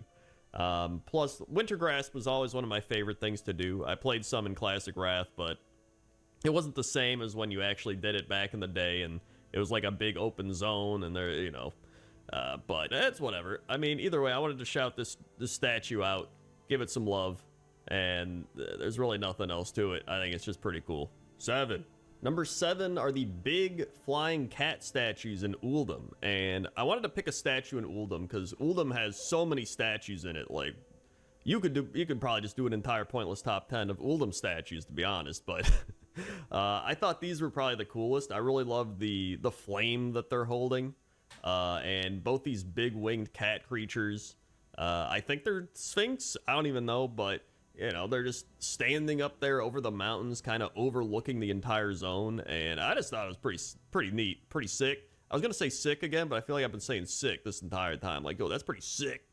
I don't know. I just think they're cool. That's really it. I tried to look up some lore on them, but the only thing I found was somebody just saying this place has more statues than Stormwind. So that's how you know. There's a lot of statues here, which, by the way, I was going to include Stormwind in this list, but I just made pointless top 10 bridges, and I put a bunch of statues from Stormwind on the bridges in that video, and I was like, well, I want to do another thing where I'm just doing a bunch of statues in Stormwind. So listen, pointless top 10, it's always going to have things that people say that I left out that are like, Crendor, you missed out this statue. You missed that statue. How could you forget about this statue? All right, calm down. You can make your own top 10 list, okay? And then there you go. But as for me, these are on it. And they're number 7. 6. Number 6 is the Statue of Liberty, which is located in the Loch Modan dig site area with a bunch of trogs all around. This is actually an old Easter egg that everybody always comes across, and they're like, dude, I found the Statue of Liberty. I've seen it, like, all over. Whenever I would search for Statue of Liberty, which was literally, you know, this past week, so I was trying to find information on it, there's a whole bunch of threads being like, dude, the Statue of Liberty. And this is actually a reference to Planet of the Apes, where they come across the Statue of Liberty, and he's like, oh my god, it's Earth. Which I always just think of the Simpsons episode with Dr. Zaius and Dr. Zaius. So anyway, this is actually one of the Statue of Liberties. There used to be another big Statue of Liberty way back in, I think, the beta of World of Warcraft, or, you know, before it came out. And it was like a big Statue of Liberty in the ocean in Stranglethorn, and then I guess they removed that. So either way, I thought this was a cool statue. You know, it's a little bit of an Easter egg type thing, and I was like, hey, that should be on the list. So I put it at number 6. 5. Number 5 is the Ravencrest Monument in Azshara, and this one was recommended by a lot of people. They're like, you gotta do the Ravencrest Monument, so I did. And it's got some interesting lore behind it, so I'm going to read you a bit about it from Wowpedia, and then the speculation behind it. So, the Ravencrest Monument marks the remains of a huge statue in Azshara, referred to by Torg Tukrush as an ancient night elven colossus, located southeast of the ruins of Eldorath. What is left of the time-worn statue rests atop the cliffs on the tip of Azshara's southern point, overlooking the Great Sea. The Ravencrest Monument cannot be accessed by the sea, and only the broken off legs still stand, with various other parts scattered on the ground around them. Presumably the rest has become buried or sunk beneath the sea below. So that's the Ravencrest Monument, right? It's just this broken statue. It's scattered all around, but people are like, well, who is this, right? Is this some notable night elf? Is this actually Ravencrest? Like, who is this? So a common theory is that the monument was raised in honor of Lord Kurtalos Ravencrest, who led the mortal forces after the fall of Zin Ashari, Suramar, and countless other cities against the Burning Legion during the War of the Ancients. However, the remains of the statue appear to depict a female night elf, though it may be simply due to model recycling, and based on its proximity to Eldorath, a city which predates the War of the Ancients and was destroyed during the Great Sundering, it is quite possible that the monument also predates the war and was raised in honor of some other notable night elf named Ravencrest. The monument's out-of-the-way location and state of despair also intimate that the subject is not Kurtalos. Is that a word? Intimate? It just says intimate. Intimate? Whatever. Ultimately, there's simply not enough information to confirm the Ravencrest Monument refers to Kurtalos Ravencrest. So this is actually really cool, because it's like nobody even knows who this is. It's just this big statue in Azshara, and people are like, I think it's of this person, but we actually don't know. And I think I always really enjoy that about games, like just some hidden mystery that nobody really knows. And that's why it's number 5. 4. Number 4 is the statue of Lu Lang, and there's actually 2 statues of Lu Lang. One is like this crazy wooden tree statue, which, you know, everybody always thinks statues got to be built out of stone, but I mean, you could have a tree statue. What's wrong with that? And then the other one is this stone statue by the Turtle Beach, and there's a bunch of turtles all around it. There's actually some interesting lore behind Lu Lang. So Lu Lang was just this really well-known Pandaren scholar and explorer, and he was the first of his people to leave Pandaria in the years following the Sundering. So he was filled with a sense of wanderlust, and apparently the Chinese word for wandering is Lu Lang. Explains why they named him that. And he sought to travel beyond the mists and still be able to return. He realized that sea turtles always returned to shore where they were first born, and thus he traveled to Turtle Beach in the Krasarong Wilds on the Pandarian southern coast, where he befriended the sea turtle that he named Shenzin Su, after the merchant Shenzin. So that explains why the statue of him with the turtles is by all the turtles on the Turtle Beach, because that's where he traveled to, right? The turtle carried Lu Lang beyond the mist to the world he knew waited beyond. The common thought of the time was that only Pandaria had not been destroyed in the Sundering, and so Lu Lang was considered to be damaged in the head for thinking otherwise. This guy's crazy. This was proven to be incorrect when Lu Lang returned on Shenzin Su 5 years later, bringing with him tales of mysterious lands. And so overall, Lu Lang, you know, one of the first real big Pandaren explorers that went out and was like, yo guys, there's like orcs and trolls and stuff out there. You should go see it. And they're like, oh, okay. And, you know, they did. And that's why these statues are number 4. 3. And number 3 is the Gennaro's Point statue. That's right, number 3. I bet everybody watching this was like, oh, Crendor's going to put the old Gennaro's Point statue at number 1 because it's the thing you see at every Pointless Top 10, and it's the statue he flies by. It only makes sense that in a statue list it would be number 1, which is why you're wrong. So this statue is on Gennaro's Point, which is named after Rio de Janeiro because it is a statue in reference to the Christ the Redeemer statue. But it's a goblin, as you might expect at Booty Bay. And I mean, listen, it's a fantastic statue. It's why I love showing it off all the time. It's always one of the staples of the things you think about when you think of Booty Bay. You know, it's a classic for World of Warcraft. And so it had to be up here on the list. But I wanted to take the time to talk a bit about Pointless Top 10 while we have this statue here, because I realized a few Pointless Top 10s ago, I was like, guys, everybody keeps saying the things on the list aren't pointless. And I was like, well, yeah, that's because the list itself is pointless. You know what I mean? So I was like, okay, right? Like we're making pointless lists about things. That's why this is Pointless Top 10. But then I realized while I was listening to a Pointless Top 10 that in the intro, I say a show where we make top 10 lists out of pointless things. And I was like, wait, hold on a second. In the intro, I say we're making lists out of pointless things. But nowadays, I say that the list is the pointless thing and the things aren't pointless. So I'm like, which one is it? And that's where it leaves us right now. Which one is it? And I'm going to give you a proper answer right here, okay? Pointless Top 10 is like a piece of art. It's up for interpretation by the viewer. Maybe you think the list is pointless. Maybe you think the things on the list are pointless. Maybe you think none of it's pointless. But in an essence, that is in itself pointless. And I don't know what I'm talking about. So that's number 3. 2. Number 2 is a bit of an unconventional one, but it is the Utgard Pinnacle. Specifically, not a statue of the Utgard Pinnacle, but when you walk into the instance, there's this big treasure room, and there's a bunch of gold and stuff all over, but there's statues all over. And the only reason I know about this is because I farmed this place so many times trying to get the blue proto drake, which I still haven't. I'm on attempt like 130. All right. And there's actually some really cool statues in here. There's the Ravencrest Monument, which is on this list. I don't know if this is like a miniature version of the real one or a fake one, or I don't know how they got it. There's a statue of what I think is Queen Ajara. There's a statue of like Sylvanas or a blood elf hunter, or maybe her sister, something like that.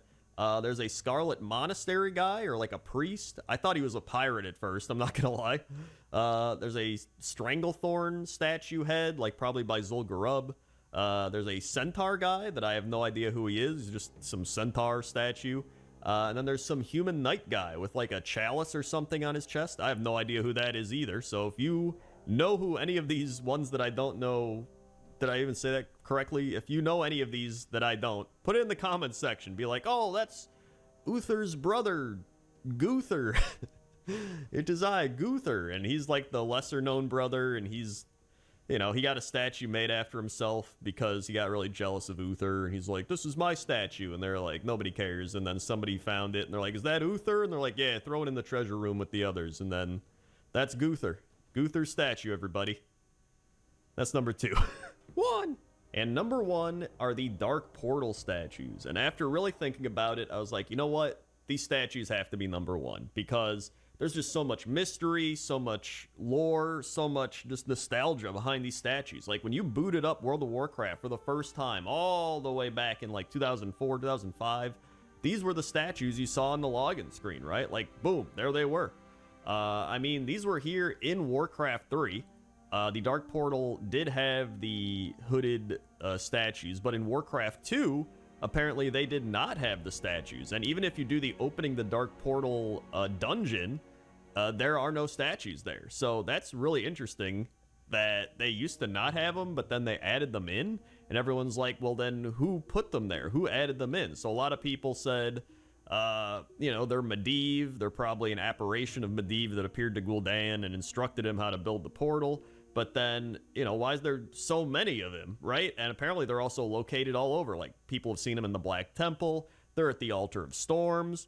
You know, you see them a lot. I mean, there's one at the entrance of the Caverns of Time, which I always thought was really funny. You walk in, and it's like, boom, there's one of them. People have said maybe they're just warlocks, right? That's a theory. Somebody else had the theory that they're Gen 1 Death Knights. Like, there's really just a lot of mystery behind it. And, you know, leave your comments down below. What do you think they are? Because I've looked all over and, you know, I read all these theories, but, like, it really just boils down to, I think, nobody knows. And, again, I think that's really cool. You know, kind of like the Ravencrest Monument. It's just something in the game that's there. We know it's there. We've seen it all over. And yet, we really just don't know. And that's why it's number 1. Hey, everybody. Thanks for watching this episode of Pointless Top 10. Make sure to like, comment, subscribe. Also, if you want to see some other Pointless Top 10s, I'll put them on the screen right there. We got boars, we got skeletons, we got lakes. We got a whole bunch of them. Check them all out. We also got Patreon. If you want to support me over there, I got a whole bunch of stuff on Patreon. And YouTube members get a Q&A every month, so you can check that out as well. Okay? Okay. See ya. Hello, everybody, and welcome back to another episode of Pointless Top 10, a show where we make top 10 lists out of pointless things. Why are we flying by this pointless statue in Booty Bay? Because inside pointless things are treasure. Let's begin. 10.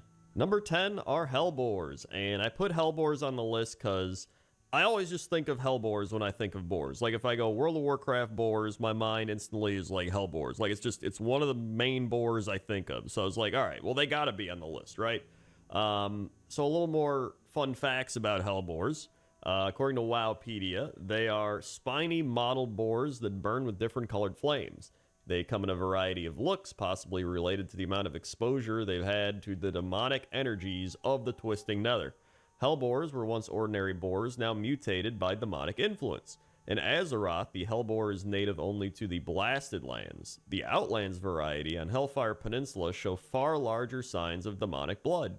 Their hides are brightly colored and twisted into vile parody of boars. Hellboars also started appearing on alternate Draenor after the corruption of the Tannin Jungle.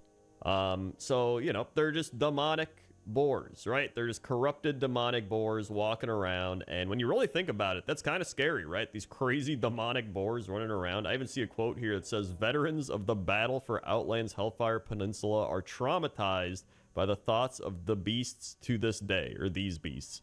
From Mount Journal entry for Death Tusk Fellboar. So yeah, these things are scary. And they're also number 10. 9. Number 9 are Fellboars. And you might say to yourself, Crendor, Fellboars look a lot like Hellboars. And that's because they are. Fellboars are Hellboars found in Shadow Moon Valley. They can go into a frenzy, and when they do, they grow, turn red, and deal increased damage. So, listen, I'm not going to lie to you. I really like these green Hellboars, and it's one of the reasons I wanted both on the list, but I was like, you know what? These are green, and they're in Shadow Moon Valley, and I just like the color green slightly more than the red Hellboars. And you know what? These also turn red when they fight, so I mean, there you go. Also a fun fact, Oronok Tornheart has managed to domesticate a few to help him farm for tubers. So these fell boars are actually useful to the Horde. I don't know if the Alliance have domesticated them yet, but the orc vendor, the orc general goods and drink vendor managed to domesticate a few, so that's kind of funny. I was just thinking of the contract, like somebody, like we just mentioned, was like, these are the most dangerous creatures I've ever seen in my life, and then meanwhile this dude's like, yeah, I got one as a pet. He like finds tubers. And that's why they're number 9. 8. Number 8 is Puffer, and Puffer is a boar that is one of Rexar's companions located in Breaker's Crown in Gorgron. And Puffer is actually a name that is likely a reference to Huffer, that is Rexar's boar companion in the main universe. So if you look up Huffer, Huffer accompanies Rexar in the Blade's Edge Mountains, where he helps a Horde adventurer steal Grolek's sack by leading Grolek on a merry chase to distract him. And when Rexar is assigned as a combat ally in Legion, Huffer can be summoned to accompany them. And Huffer is the companion in the Hearthstone Animal Companion card when you play Rexar's Animal Companion thing. But Puffer is the new edition, I guess, of Huffer. And you get it, like Huff, Puff. I get it. But here's the thing. I think Puffer looks pretty cool. It reminds me of the Pumbaa from The Lion King. And I think Pumbaa, or I mean, I think Pumbaa's got the best skin, folks. And that's why I say Pumbaa is number 8. 7. Number 7 is Princess the Boar, and Princess is in the Stonefield farm in the Elwyn Forest, and is one of the oldest boars in the game, pretty much, next to all the other boars. She was way back in Classic WoW. She used to have 2 pigs that followed her around and protected her, but now it's just 1.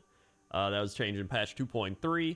In Cataclysm, she moved from Brackenwall Pumpkin Patch to Stonefield Farm, and no longer has an entourage, and got a new model with a ribbon. And then in Legion, scaled from level 4 to 20, previously was level 9. So Princess has changed quite a bit over the years. But you know what? She is still probably one of the most notable boars in World of Warcraft, and that's why I had to put her on the list. To me, I don't really have a lot of nostalgia. I'd never really played humans that much. I kind of remember this quest because I did, here and there I'd make a human and be like, wow, but, a lot of people were like, oh, you got to put Princess on the list, right? You got to put the Elwyn Forest boars. And so I decided to kind of encapsulate all that right here with Princess. So that's why I put Princess at number 7. 6.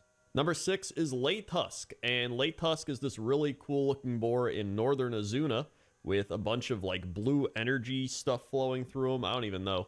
But they're a part of a quest for a feast fit for Odin, where you have to acquire Thunderhorn Flank, Spine Sever Spine, and Laytusk Steak. But aside from that, I think Laytusk is just a really cool, unique looking boar.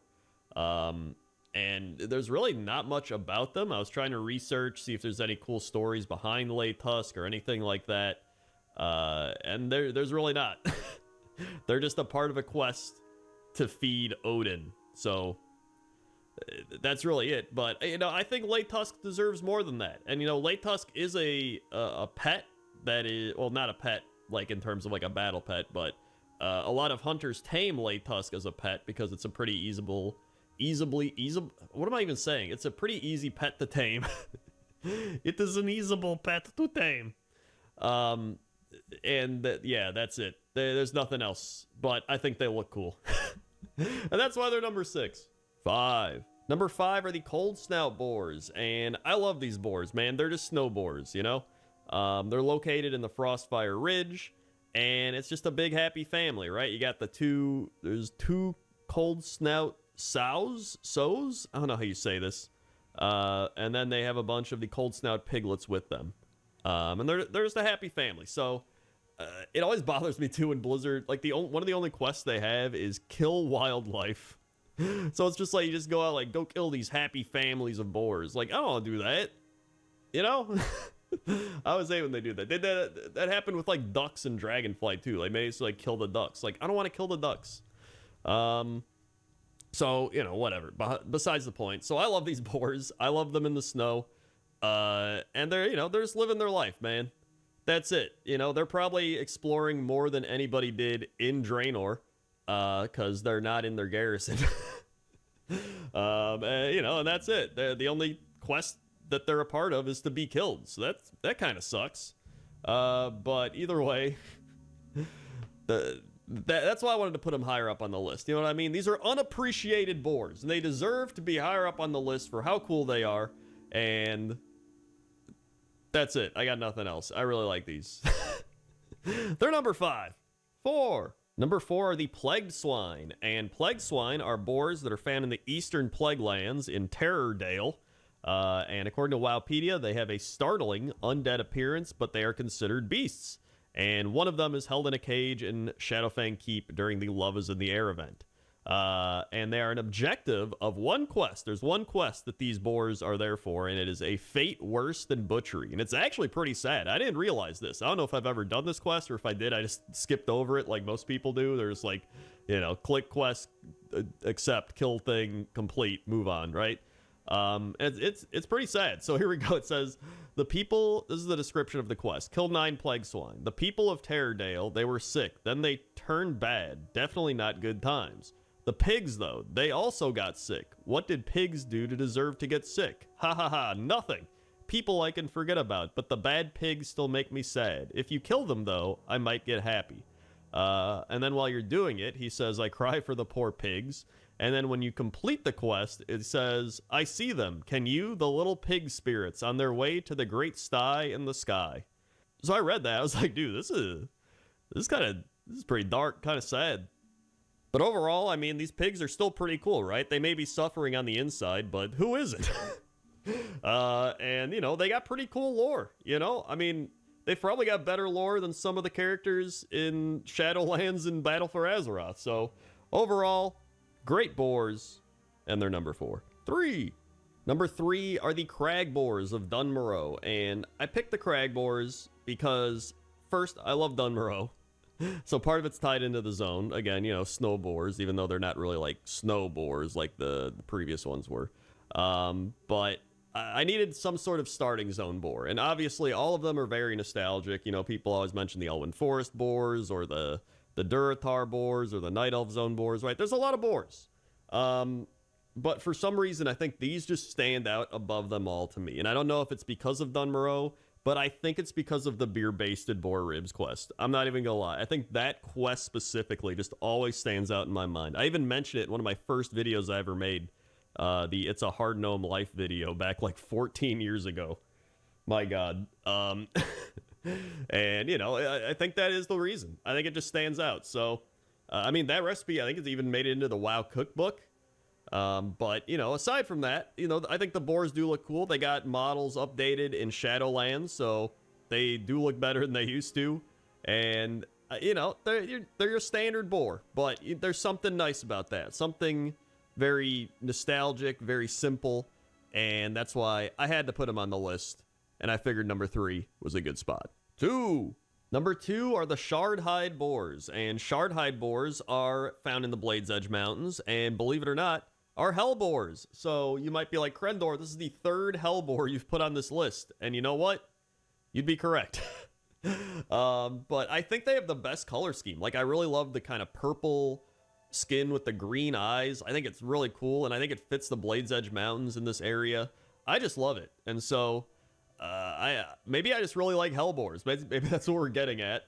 But some people are going to be like, you just put 3 Hellboars on the list. This is blah, blah. There's so many other boars you could have included. Listen, all right, I get it. But this is the point of the list, is that there is no point. This is a pointless list. A lot of people get that confused. They're like, are these the most pointless boars in World of Warcraft? No, the boars themselves are not pointless. The list is the thing that is pointless. And so a lot of people get confused with that because... the whole reason I made this series was because everybody's making top 10 lists, like top 10 things you won't believe that, right? And so I was like, well, I'm going to make my own list, but I'm going to just straight up be like, yo, this is a pointless list, right? These are just dumb lists that I'm making that don't really matter. So if I put some Hellboar at number 2, that doesn't matter because it's literally just my list in my opinion, which, is pointless. And that's the point, is that there is no point. So they're number 2. 1. And number 1 is Loshal the Boar. And Loshal is maybe one of my favorite number 1s we've ever done for a pointless top 10. Because when I found Loshal, it actually blew my mind. And I'm sure there's many of you out there that it's going to blow your minds as well. Because I was like, I didn't even know this existed. So when I was looking for boars, I was like, let's see, Loshal, never heard of them. And I saw it was in the starting zone. And I was like, what? And then I went there and I couldn't even find him. And then I realized he's just this tiny boar running around. And I was like, what? Like he's smaller than a hare, like a literal rabbit. He's smaller than a rabbit. And so I looked it up, and apparently he is the object of the defunct quest Swine Hunting, which was intended to teach hunters how to use track beasts. And it just never made it into the game. But for some reason, they're like, just keep Loshal in there. So they made this quest where you learn how to track beasts, and you would probably, you know, try to find Loshal or like click on him or something like that. And then they just didn't do it, but they just kept him in running around. And so he's just been running around till this day. And I feel like a lot of people just don't even know he's there. Like, and he had his model updated in Shadowlands because he was a boar, and a lot of boars got updated in Shadowlands. So he's just been having a great time running around. And apparently, the boar will grow to regular size if tamed. So if you're like, oh, I want him as a pet, he will grow to a regular size. But then you'll have Loshal as your pet. So all these things combined make me put Loshal at number 1. And hopefully you learned something, because I learned something. And even if you didn't, we all get to see a tiny boar run around in circles. Hey everybody, thanks for watching this episode of Pointless Top 10. Make sure to like, comment, subscribe, all that good YouTube lingo, and check out the other Pointless Top 10s if you haven't seen them. We just did Bridges the other week, and there's a whole bunch of other ones you might have not seen, so go check those out. Okay? Okay. See ya! Hello everybody, welcome back to another episode of Pointless Top 10, a show where we make top 10 lists out of pointless things. Why are we flying by this pointless statue in Booty Bay? Because inside pointless things are treasure. Let's begin. 10. Number 10 is the Valley of Heroes Bridge in Stormwind, and I put this bridge on the list because it's a very prominent bridge, right? It's a very historic bridge. Most people, when they're first creating characters in World of Warcraft, especially if you're Alliance, you're gonna walk across this bridge and be like, oh man, I'm walking into this giant city, right? You've got the cathedral in the background, you got all the statues of all the old historic figures all around. And it's a really cool entrance and a really cool bridge overall. You know, you got the stone ground, and it's neat. You know, I didn't play the Alliance back in the day. I mainly played Horde, so I don't have as much nostalgia about it, but, you know, you can't not know about the Stormwind Bridge. And because of that, I put it at number 10. 9. Number 9 are the High Mountain Peak bridges, and High Mountain Peak is a large mountain located in southern High Mountain, and it is the highest point in the Broken Isles. I did not know that. Fun little fact there. And the mountain trails and outposts are maintained by the Skyhorn tribe. Only 2 settlements can be found on High Mountain Peak, Greystone and the secluded Ironhorn Enclave. But it's a really cool area. I mean, you got the snow blowing around. You've got the sky that looks amazing with all the stars and the Aurora Borealis looking type effect going on up there, but it looks phenomenal. And the bridges, I think, really add to that atmospheric environment, if this makes sense. Because, you know, when you're up in the mountains, you know, there's the snow and the cold and everything's blowing around, and you have these, like, long creaky bridges, right? You know for a fact if you're walking on one of these bridges, it's like swaying back and forth, and it's like right, and you know at any moment that rope is going to snap. If this was in a movie, 100% that one of these ropes is snapping, and they're like hanging from the mountainside being like, oh no, what's gonna happen? Anyway, that's number 9. 8. Number 8 is the Jade Forest Bell Bridge, and I couldn't find any information on the Jade Forest Bell Bridge, but, I mean, the only information you need is it's got a giant bell. I did find an article on a Windspire Bridge, but those are different bridges. Those aren't this specific, like, bell bridge. Like, I don't know why, but this bridge just stands out because it's got a giant bell. You know what I mean? Like, I did look at those other bridges and I was like, well, they look like these bridges, which are very cool. They got the, like, temple shrine style walkways and stuff, and the stairs and really cool architecture and, you know, stone walkways and stuff. But this one has a giant bell. And as you can see, there's like some panda kids with mallets. Looks like they want to whack the bell. There's some guy also staying in there. So I honestly don't remember if there's anything special with this bell involving any quests, and I didn't really know what to look for. But if there is, let me know in the comments section down below. I'd love to know. But I mean, just in the grand scheme of things, it's a really cool bridge, right? You know, you fly by, you see the really big bell, you can, you know, fly around it, and it's neat. So that's why it's number 8. 7. Number 7 is the Dunbaldar Bridge in Alterac Valley. And when I was thinking of bridges, this one is... All right, the show's over. Show's over. Sorry, everybody. Great fun had. A lot of fun. Great time. But substitute teaching's over. Hopefully you enjoyed today's class. If you're curious and you're like, hey, I was watching pointless top 10 bridges. Hold on, Hello, here everybody. you go. Hold on, stop.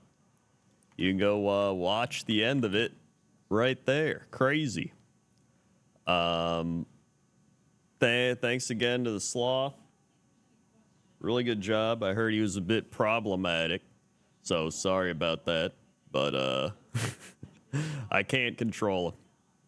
So thanks for watching. I'll be back tomorrow, maybe, depending. I'm feeling a little better today. I still got my eye strain stuff, though. So I think tomorrow I'm hoping that'll be, my eye strain stuff will be a bit better. But my actual cognitive functions a bit better now. So that's nice. So either way, thanks for watching. I might see you tomorrow.